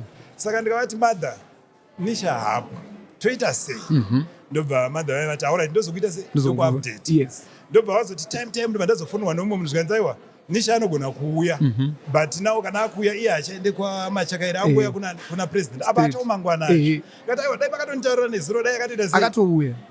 So izvinezvi futi kuti achatouya izvinezvi anenge akufanira kutoya nendege mangwana makuseni ndobva ndanzi aiwa no vanhu varifanira kutopinda accreditation vanofanira kutopinda na8 saka ivo kati akatoya nendege achaita sei achatobate time ikati andokumbirawo kuti ndingotuma munhu aita sei anotora ndobva vati anopa kanaka munhu anokwanisa kuita sei kuuya kuzotora. So that award mukaona Nisha mafariro anoita chinoirakidza kunana gogo ita sei vanhu vanga vapiwe maawards zvokumhanyaka because vanenge vachinzi vakanominatwa ndobva ndaudzwa kuti timu ranominatwa saka inofanira kuita action ndikasaita action vanobva inini apa action hangu handisi mukomana weaction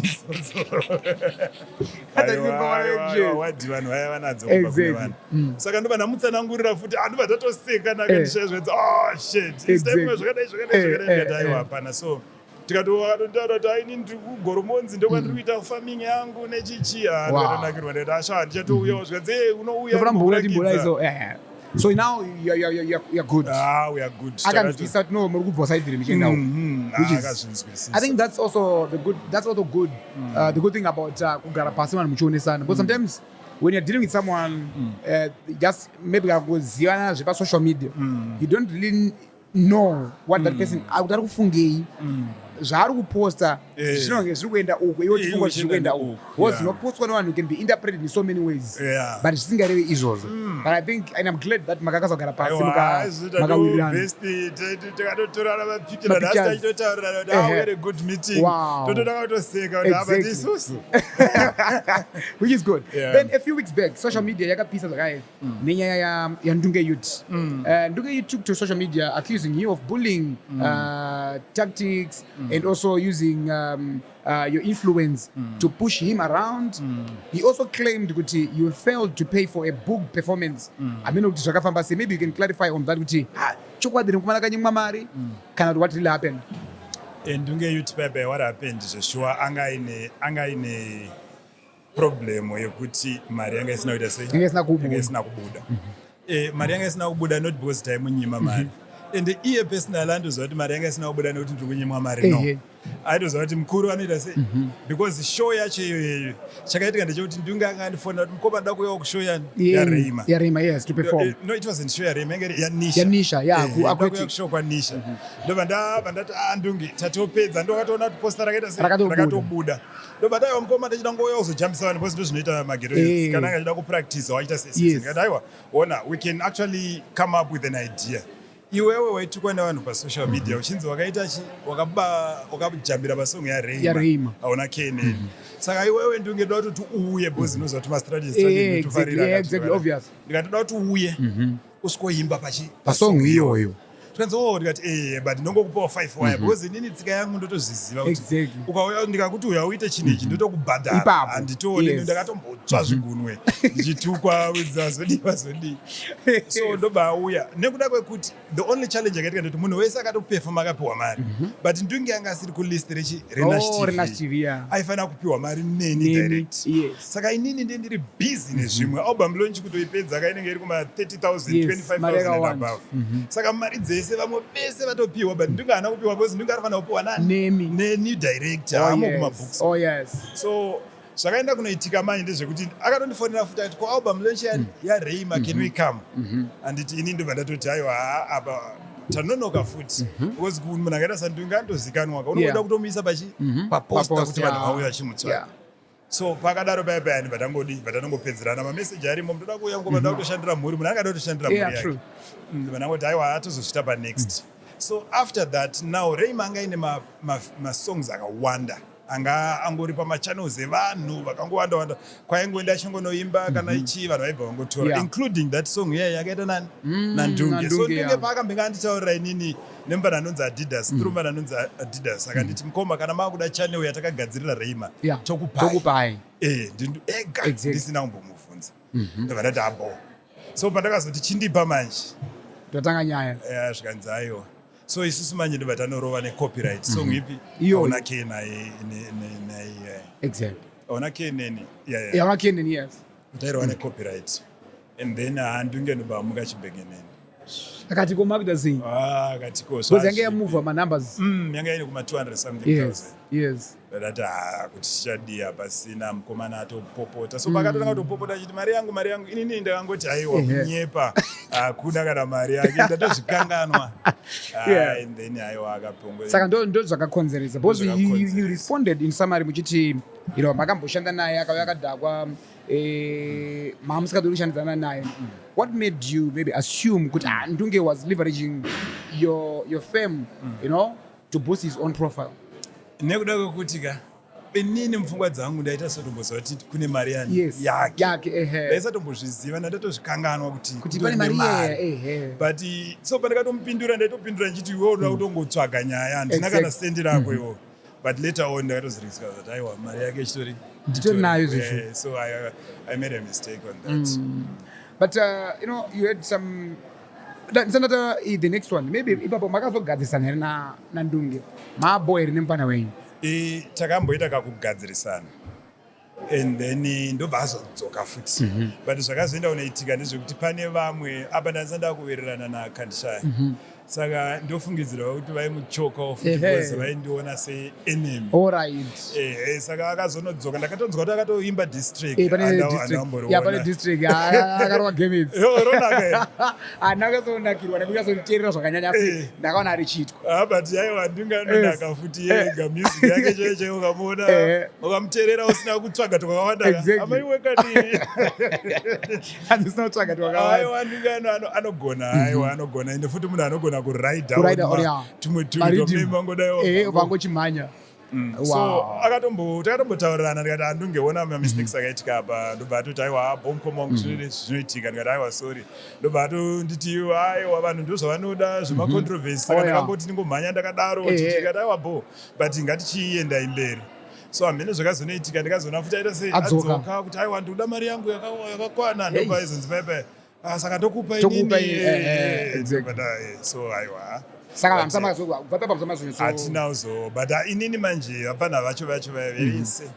nyango akaita hasha dzakaita sei handiti problem now because vapfana vangu ndakauya kumusic inini ndichitouya kuda kutobetsera kana ndavatadzira oka ndogona ndatotadza zvishuwa zvinge zvitori genuine but ndiri munhu wekuti ndotokumbira ruregerero so I know kuti pamwe anenge akagumbuka because akatotadzirwa genuinely very true.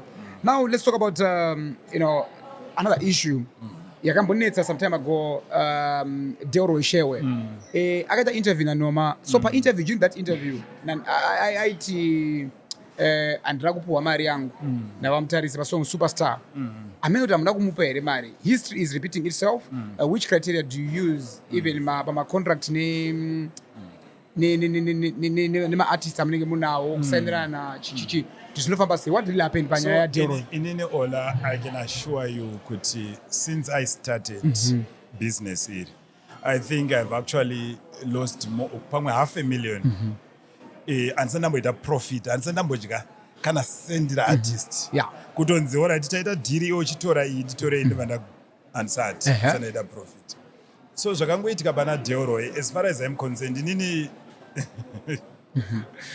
Deoro ndonakirwa naye zvekudaro so zvakaitika pana Deoro I think mafungira angu but handicho chokwadi I think aida kungopinzawo zita remukuru pachinhu because akanga asati ambondiudza kuti kune mari yangu iriko harambira akandiudza izvozvo and mari iyoyo as far as I'm concerned kwakusina because chinhu chaitika ndechekuti Deoro ndakamuisa pasong iyoyo I mean pakaita baby uri superstar mari yatakatoshandisa isusu kupromota the song kuita sei yanga yakatowanda pane 1.6 yaita sei yaitaura and even the effort yandakaisa inini chaiyo kungunya iye achinyatsozviziva ika achida kutaura chokwadi mulife make kuti toda kusumudza Delroy yanga yakatopfurikidza pane 1.6 yataitaura because Delroy is one of the artists vandobelieve inini personally zvokuti ukatoenda mufoni mangu ndofunga masongs aDelroy arimo hobo.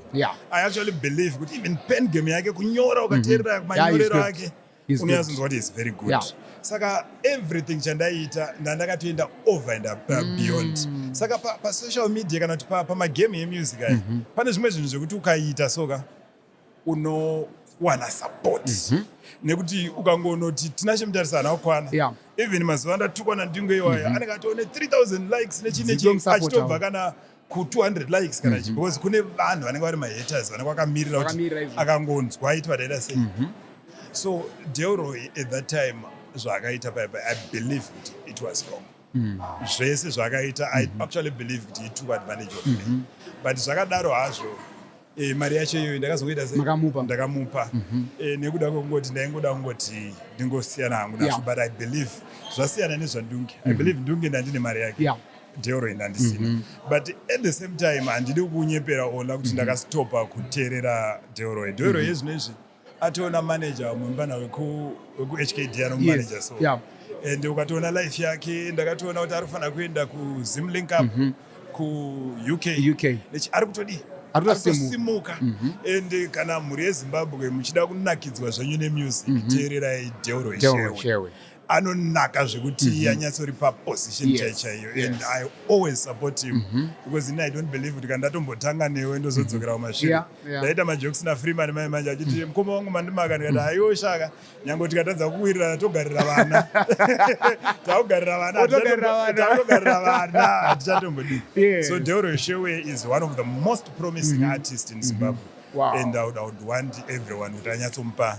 So makuwirirana futi Delroy maiwekani aiwa towirirana zvekudaro aiwa zvekudaro great. Now all this can sometimes tarnish your image waMutarisi vanhu pamunomboshanda navo wachiuya mugara navo pasi off camera I don't know kuti munonzwanana navo kusvika pamalevels api vanhu most of these artists off air because tozona vakuwe vakuita pasocial media zvokanganisa your image but then pazvinozonaka kuside kwavo kuseri off air havachataura kuti ndazonaiswa aiwa vana vadiki vana vadiki ndozvavanongoita aiwa ipwere. Then Plotmago commented on that issue and his comment yakada kunorerekera pakunoti zveshuwa ndunge youth is claiming what he deserves. Maybe mungangoti jekeserwa kuti pama-artist amunoshanda nawo sei? Okay, inini ma-artist ese andoshanda nawo ka ndichingomabatsira ndendatongoonawo talent not necessarily kuti ndichitoda mari. Saka mukatarisa pana parelationship yangu kana naSendflow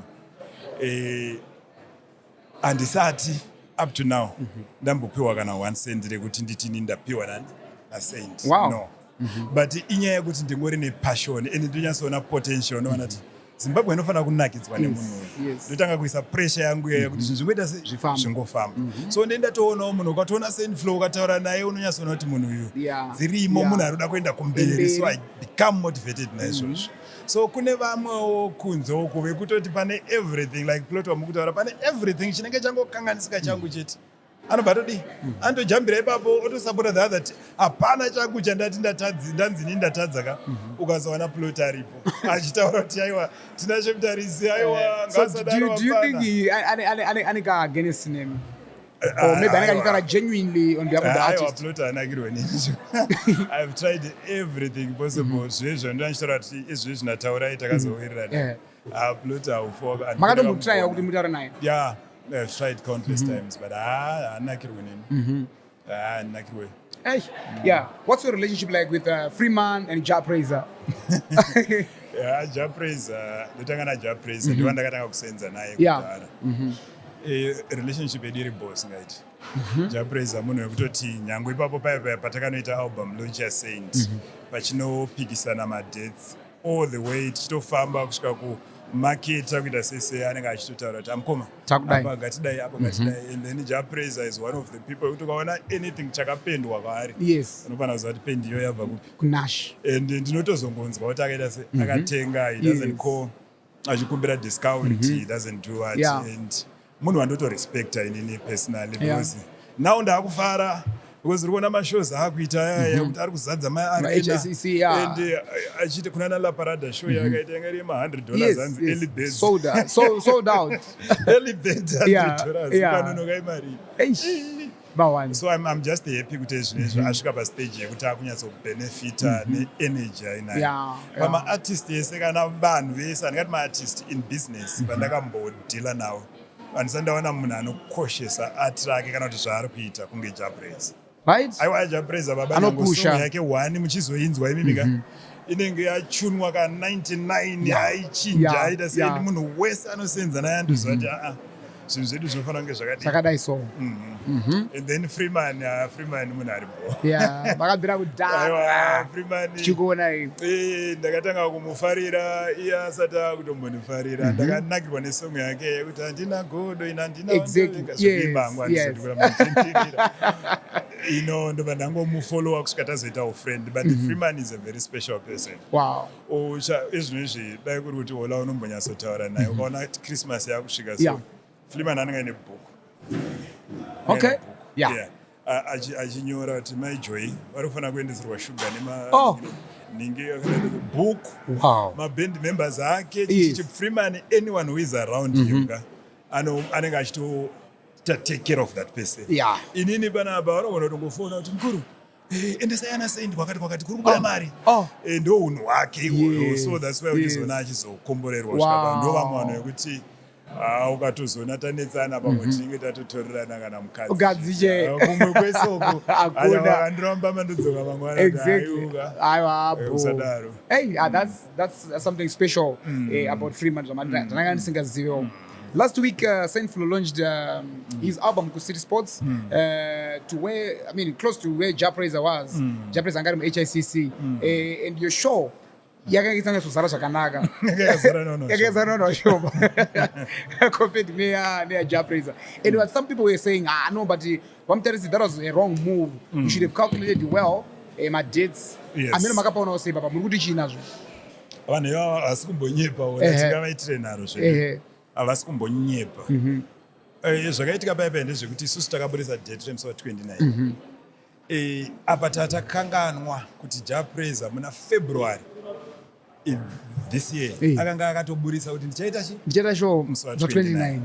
Saka inini pandakazoona Japraiser aburisa poster after kandoba ndatomisira message ndikati king kundipi kuyama kutiitira zvinzi mnara aiwa mashow anangoita sei anangoenda so iye mupfungwa dzake ka aitoti ko mukuru wazviitirei saka hana kutomboda so amene kuti akazorealiza chindakazoona anditumira message kanzi mukoma inini date iri ramuri kutaura iri ndakatorisa kudhara muna February ngati shamwari toita sei zvikanzi aiwa ngatingoti imimi inini ndatoita ndine tour saka tour ndoyepa iri kuita sei iri kuperera ngati no it's okay isusu togona kuita sei kuchinja date ndobva ndatondotaura neboys ndataura nakini kuti akini datochinja date panapa kati tatizochinja date kuzondibatsira kuita sei kupusha date redu rachinja zvakanakini anytime ndazoenda manje uko ku City Sports kuti tinoti Kiringindi date and the other date ramunokwanisa kungowana remusi wa27 December kati amana toita sei because ndiye atori advisor wangu mukuru when it comes to what to music ngatoita sei zvikanzi mukuru ngatiendei mashonga angoro ngatirovei are you sure zvikanzi ngatirovei kati and sure ndvatarova and so even though vanhu vanenge vachiti vanhu vanga vari vashoma kwaSaint kwakwina Saint kuya ground rere rinopinda vanhu 8,000 so Saint had over 2,000 people Japraiser had 4.5 saka ukaona over 2,000 people versus 4.5 and this is Japraiser and then Saintflow is still very young ari kusumuka so kwandiri that was actually the best show ya Saintflow because the previous ones taita lakire kuti taita the same day yaitwa inonzi chiko iyi pane yaitwa yobva yatovharwa kuma10 saka vanhu vese vaizobva ikoko wachiuya uku manje. So apa ndo pandakatoona power rasenfo and even ukatarisa izvozvo hakuna umwe artist asiri Freeman akuzadza zvekupfeka zvazviro Glamis yanga yakazara even last time yeku Alex as well. And ezvino zvane mashows ari kuita muna machi ku South Africa kana uchida kunzi nevanhu unoprofita chimutaura kuti anenge akazadza you know. So ndobva tangoita and I believe it was a success. Takaenjoya. Yes. Kwakanakidza wakasvika ndakaenda ndikasupport mudharaunda ndikasvike kuti zvakamira sei. You know, but that was a good thing. I think sezvo mapajekesa because vanhu vangati pakafamba sei. Wataza kucalculate here mudharaunda kuti chichichi so that because vanhu vanga vaibelieve kuti show iya yaSaint yaigona kuzara more than zvayanga iri. Dai kuti papasina show yaJapreza because even mafans are Saint anga ari uko vaitodawo kuti kunge wachiuya. That's very true. Yeah. So now Mutarisi vamwe vari kutanzoni munyanya kupusha ma-artist enyu initiatives zvonzi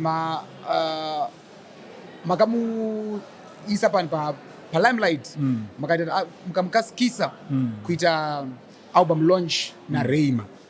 Munozvifambisa sei kustudio kuti okay how do you plan kuti uyu ngaachibuditsa album iwe chimbomira vamwe vari kuti maybe pamuri kupusha ma-artist enyu yes you're doing very well but muri kuvakurumbidzisa kuti mazimbabweans takadzidziswa kuti mugoti unopiwa nyerere mandikurumidzira akazvara mandinonokere wati hapana zvezvaola iwe funga kuti ndakabva kuedza kwamakwarimba maimanje asi ndatoopa napa ndatodedzwa kwaola saka unofunga kuti daida kuita zvinhu nepesi yavo pamwe zvezvi daenda kumausekwa kana ndauda unosvika kwaziko handivazvona so vanhu ngatisaitei kaunhu kekuda kukoshesa zvinhu ndiani asingazvioni kuti Rayma uya is a superstar zvinooneka enda unoona izvi even maskits ari kuita chai unoyazozviona kuti hapana talent saka tomirirei iye munhu aine hapana chekumirira ola hatiri kutononoka if kana chida kunyatsotaurira nedu chokwadi if the truth is to be told dai tatoita faster than that. Wow, that's powerful. Then on social media you know there have been several posts and rumors suggesting that you've had romantic links with Tarogezi and Lorraine Guyo. Many people treat those claims as a fact. You know, even though no definitive proof iripo has been offered, so given the seriousness of these rumors, can you clarify, Mutarisi, what is your actual relationship with Tarogezi and Lorraine Guyo? Vanhu vaiva yemabhuru rangu manje izvozvizvo meseji yangu yekuna Tariro taitoronga kuti tofanira kumbinda kumagunanzi kune kwangwa tinombinda kwachoto totonosvika ikoko kunobikwa sadza rakanaka zingeni wambokwenda kwachoto usati waenda uchienda rodhi kumarondera usati wasvika patogeti pane karodhi kanoti ikako kunobikwa magunanzi echokwadi. So inini chandoona ndechekuti vanhu vanoreflecta zvinenge zviri mubrain mavo ukaona munhu wakamira naTariro Gezi nekuti saka unenge wakufungidzira kuti aiwa dai ndirini dai ndato and then also Lorraine Guyo wacho futi munhu akanakawo futi vana vaya vakanaka ipombi vakasikwa vakaumbika but inini kuti ndivatore in that manner ndinoenda toluza very very good people imo mulife mangu ukatoona kana kuzokura kwemama-artist adendina ana Lorraine vanoposta zvaunongoita zvavo uchimbobatsira vanobatsira kuti munhu aite sei aende mberi aiwa ndambobhiradadani navo vanhu vaya saka even nekuumbika kwese hamuna kumbotrya paya iwo kamhona madhamu vangu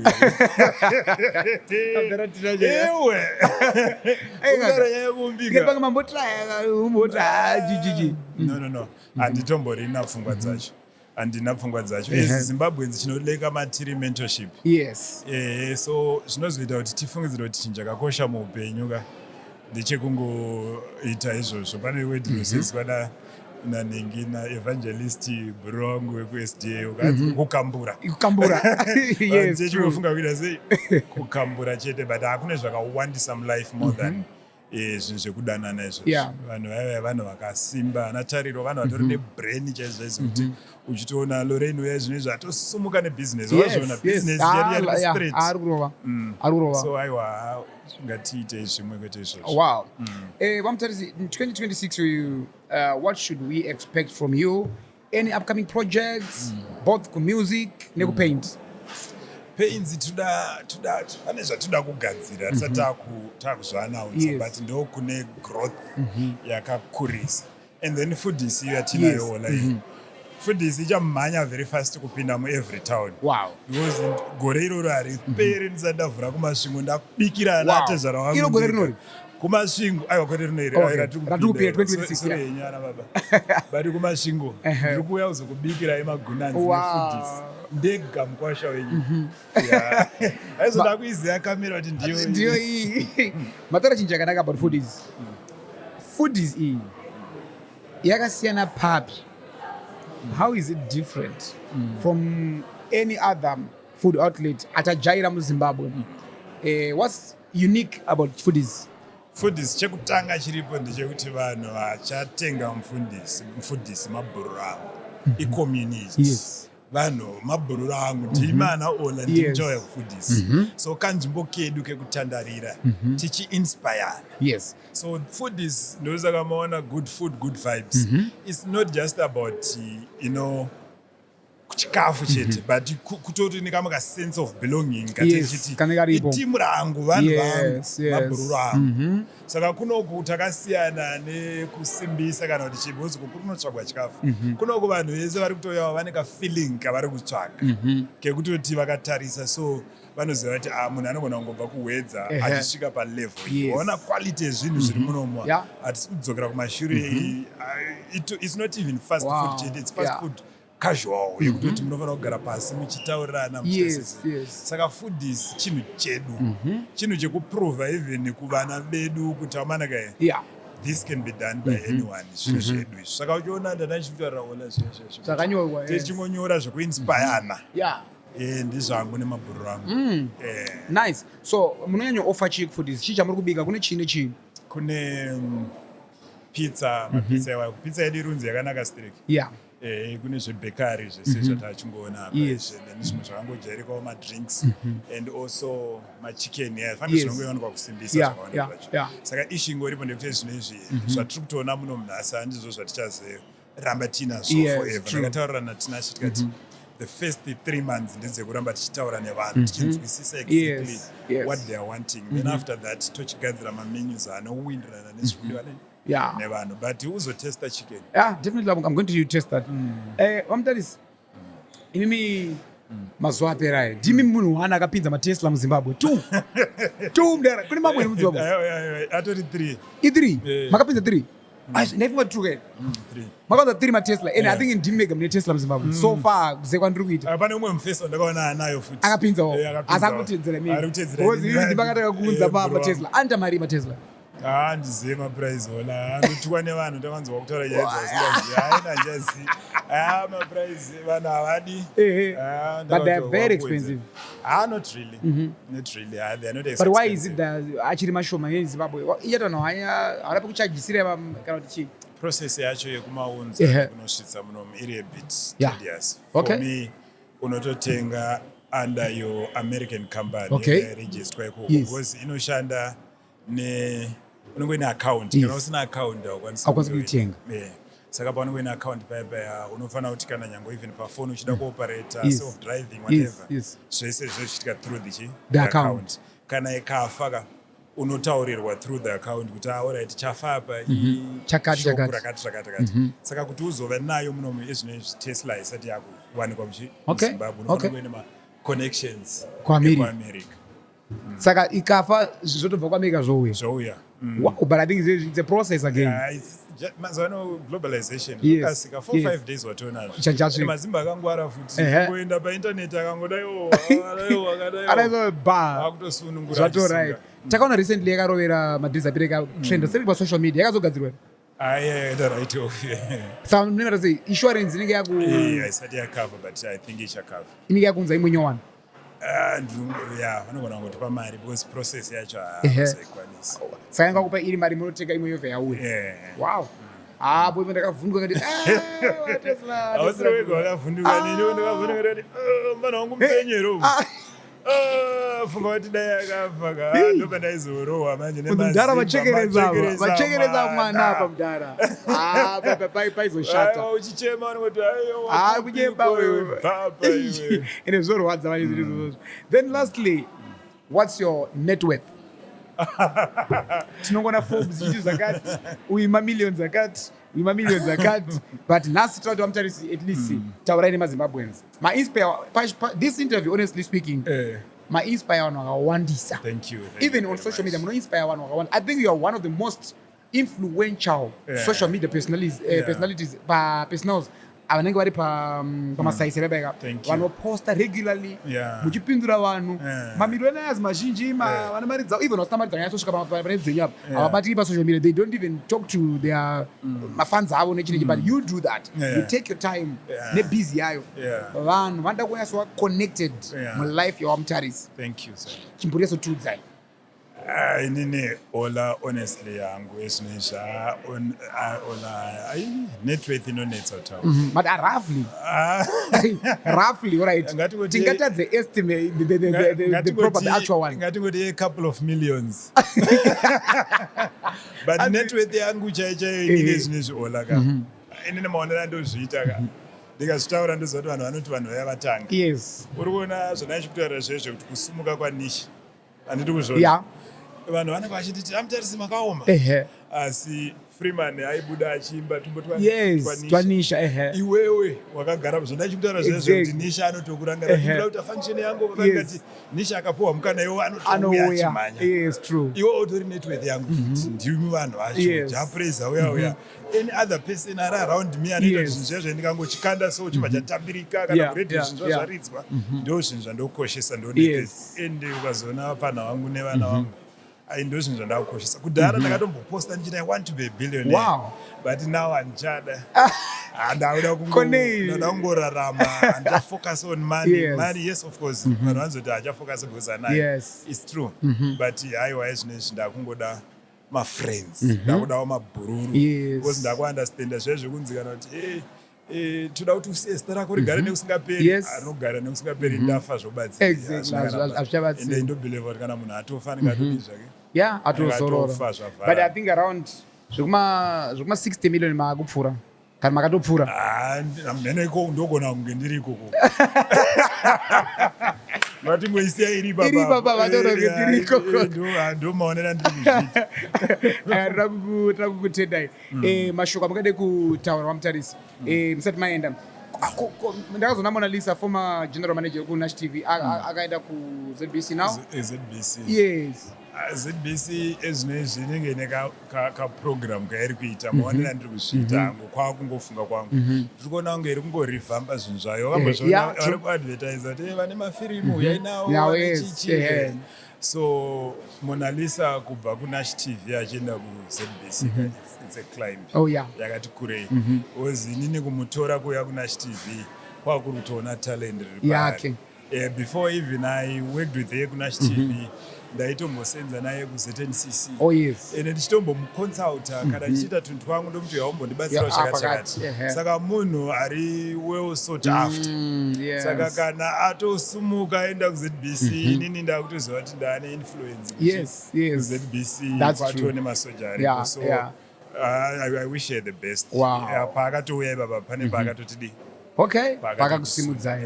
Tinokutendai zvikuru waMutarisi nekutora nguva yenyu muchitaura nesu tiri pana pafoodies.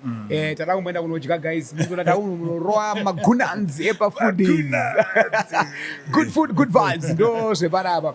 So your parting shots, mashoko amada kusiya kumhuri yeZimbabwe zvenyu tichitopedza zvedu.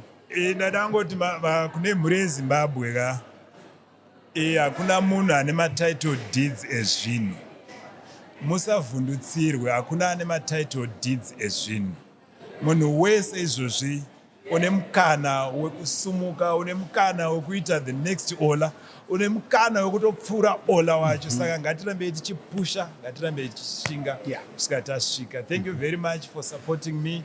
Thank you very much for the project yeFoodisi. Vanhu vari kupinda munomu vari kungomhanya muri kuzara izvozvi nekuda kwetrust yaminayo in something that I'm doing. I'm humbled and I thank you. Murambe makadaro, musazviitira inini chete, and keep on supporting Ola. Thank you. Ola ngaasupportwa. Ola ari kutigonera. Thank you Ola. Thank you very much for this chance. Thank you so much to all our viewers. Tinoda kukutenda zvikuru nekutora nguva yekuteerera. Nhasi tikupa special edition tiri kuno paFoodis food outlet.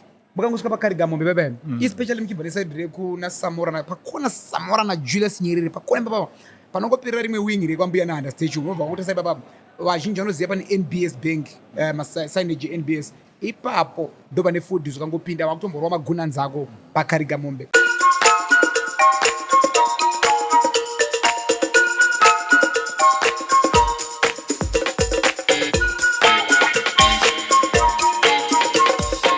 Okay, right now I'm joined by a special guest, someone young, driven, and already making serious moves in the business world. He's just, wrapped up his upper six, and while most people his age are still figuring out what's the next move, this and that, but this guy is already stepping into ownership.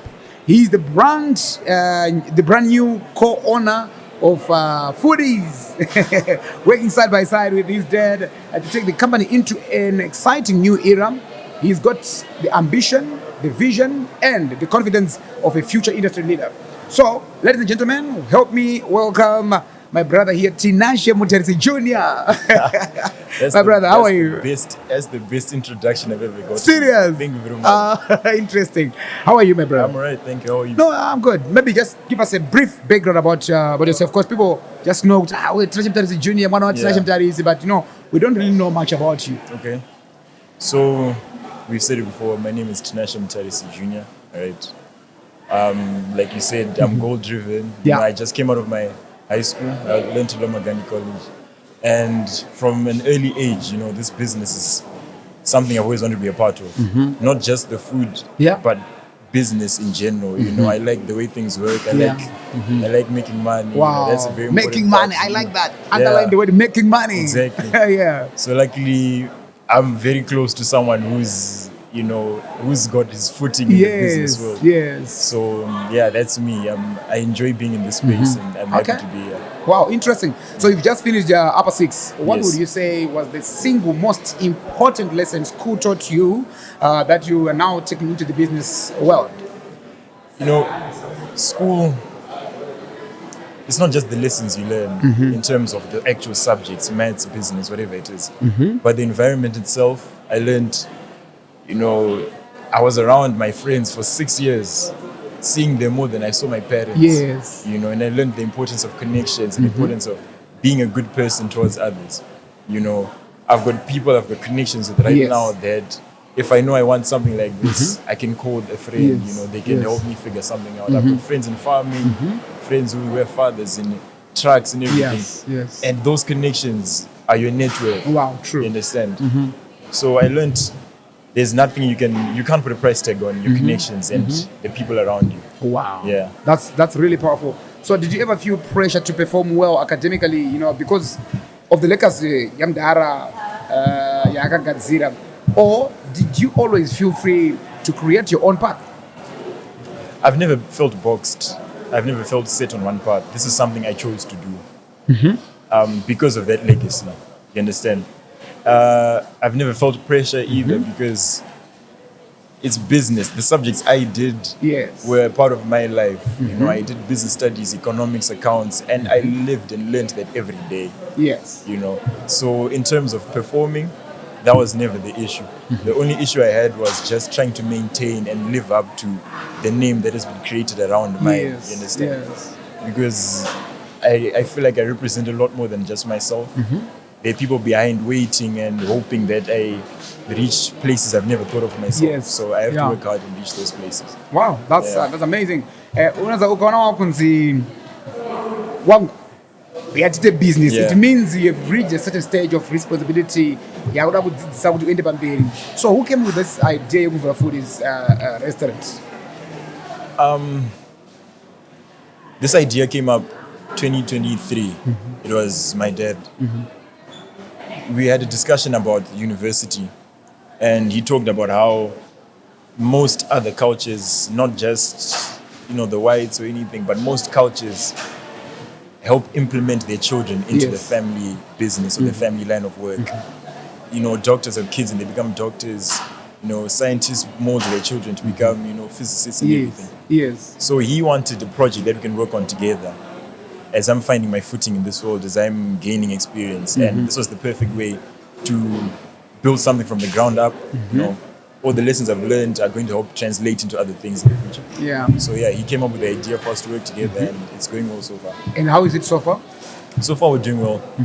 I feel like we've just opened. We had a 3-day trial run. Yeah. When we're ironing out all the creases, and now we're in a space where we're trying to figure out our customers and our customer needs, because that's the most important thing in this business.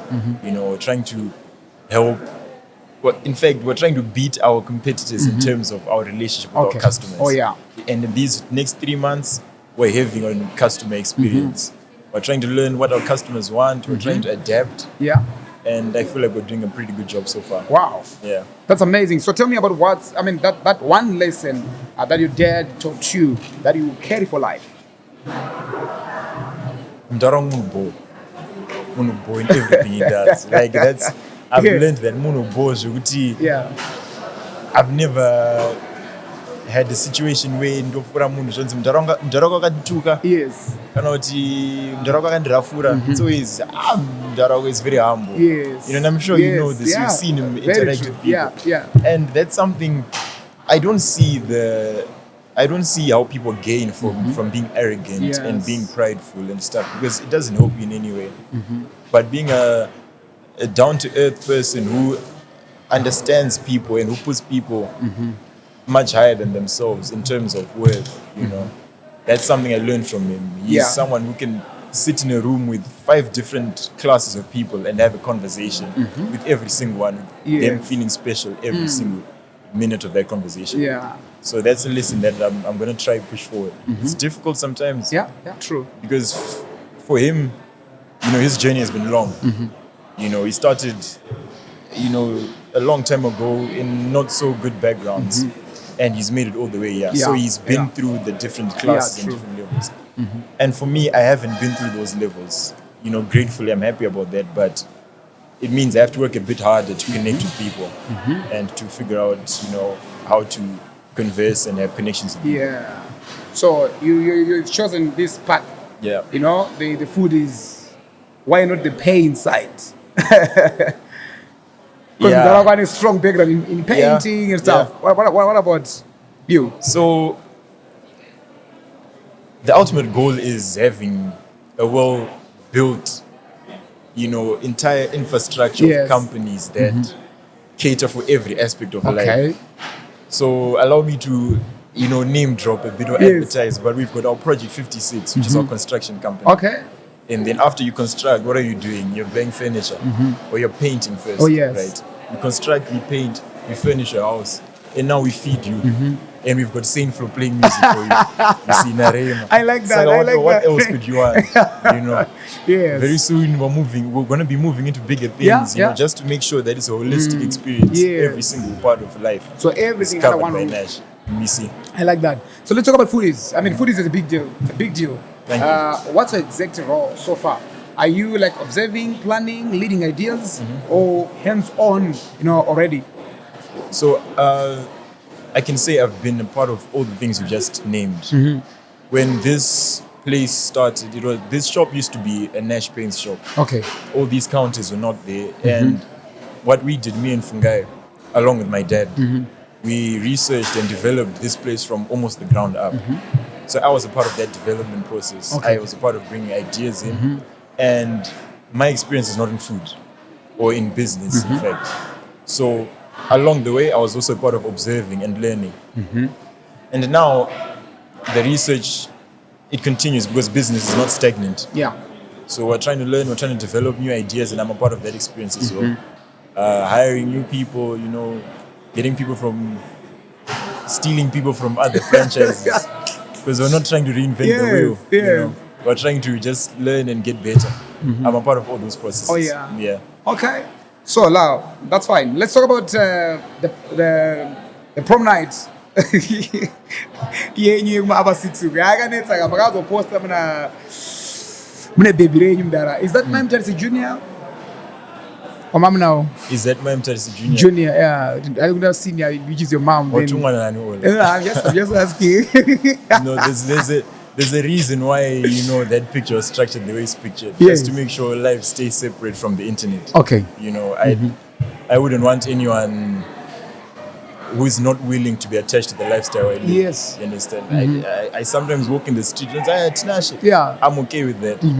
But for someone else, maybe they're not okay with it. So that's why it's completely separate. Yeah. But that's your girlfriend. Yeah. That's like your wife to be. We'll see how it goes. We'll see how it goes. We'll see how it goes. I like that.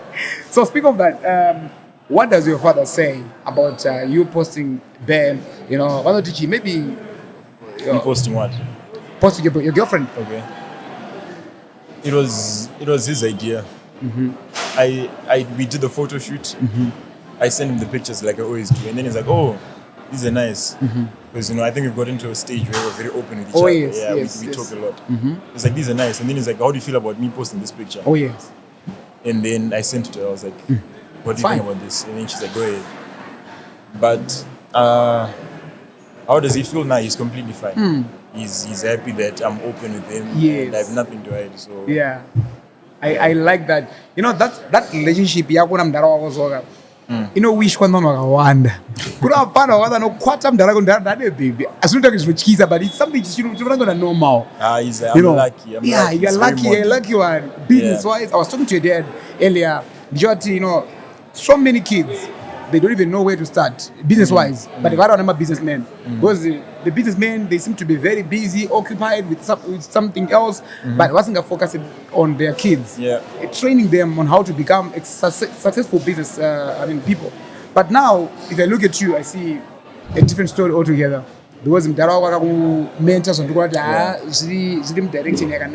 Now that many people know your father as a successful businessman. Yeah. But is it Dragon's from you? What kind of a father is he at home? But then it's very funny when people tell me he's a serious guy. Yeah. I don't see it at all. Yeah. There's a reason why he was so okay having those fights by Facebook. Because I know the kind of man he is. He's a man of principles, but he's a family man. He's created an environment where we can have an argument, but a constructive one. I've witnessed some arguments between parents and children where one not feel I can't say my point because but that's not the case at all. It's no emotions at all. Like, okay, these are your points, these are my points. Go on. That's the type of man he is. He's a very happy guy at home. Yeah. Yeah, there's a lot of smiles under that beard. Trust me. But I'm serious. I'm Bichan. Bichana. I don't know. I don't say I did. Just give me a second. Give me a second. Okay, that's fine. So now, Junior, Yeah. you have officially stepped into business. What does opening or co-owning a business really mean to you as a young man starting your own path? So that question I get a lot. This whole, what's your own path, move into your own world. Yes. I think a path doesn't have to be a branch out of what's already there. It can be a continuation of the legacy that's been built. And I feel like that's my role. My name is literally Tinashe Mutarisi Junior. Yeah. You understand? It's a continuation of what has come before. Yeah. And at this stage, what it means to me is, it means a great deal because it's an opportunity to work on my craft and to work on the skills and to sharpen every single tool I have. I've learned to try communicate, all the ideas I have. Before it was a bit difficult because, as you're growing up, you might be feeling insecure about the things you have to say or stuff, but I think I'm trying to get better at that, to articulate my ideas. Yes. So this is an outlet, and it's a way for me to learn and sharpen my tools. Oh, yeah. And so that when my time comes, to be the face and the owner of something bigger than this, Yes. I'm ready for it. Wow. Yeah. I've been told that even Guru Chikoro, you've been getting awards, ego business. Yeah. Is it because my attributes I'm dara or what? Attributes as in what? Was told I'm dara. Yeah, definitely. Yeah. Definitely, yeah. I don't want to be that guy who sounds arrogant or anything, but to be honest, business as a subject and commercials just came easy. Accounts needs. Yeah. Accounts. I'm not gonna lie to you. Accounts needs hard work. Yeah. But in terms of it felt like common knowledge to me that all the subjects, all the modules we're doing, it felt like common knowledge. And I think that helped. Wow. With when the time came to test those things, I felt like I knew them without even reading. Yes. Yeah. So what pass? Obvious. Wow. How many points? You're talking about the A levels. The A levels are yet to come. Oh, yet to go. Oh, you're still But waiting for the with results. what I've written, I'm confident. Yeah. So are you going to proceed Nichkoro or you're now focusing on business? Learning doesn't stop. But as for right now, I'm going on with the business. The business. Yeah. If I feel like there's a point that I need to learn by going to an actual education system, then I have no problem against that. But I've learned over the years that the best thing I can do is be on the ground and learn, hands-on. So that's what we're going to be doing for the next few years. If you had to proceed with school or education, which program? Business administration. Okay. Yeah. Wow. Wow, that's very interesting. So, your parting shots, what do you want to say to our viewers, young people like you who also want to be in business, but they don't know where to start?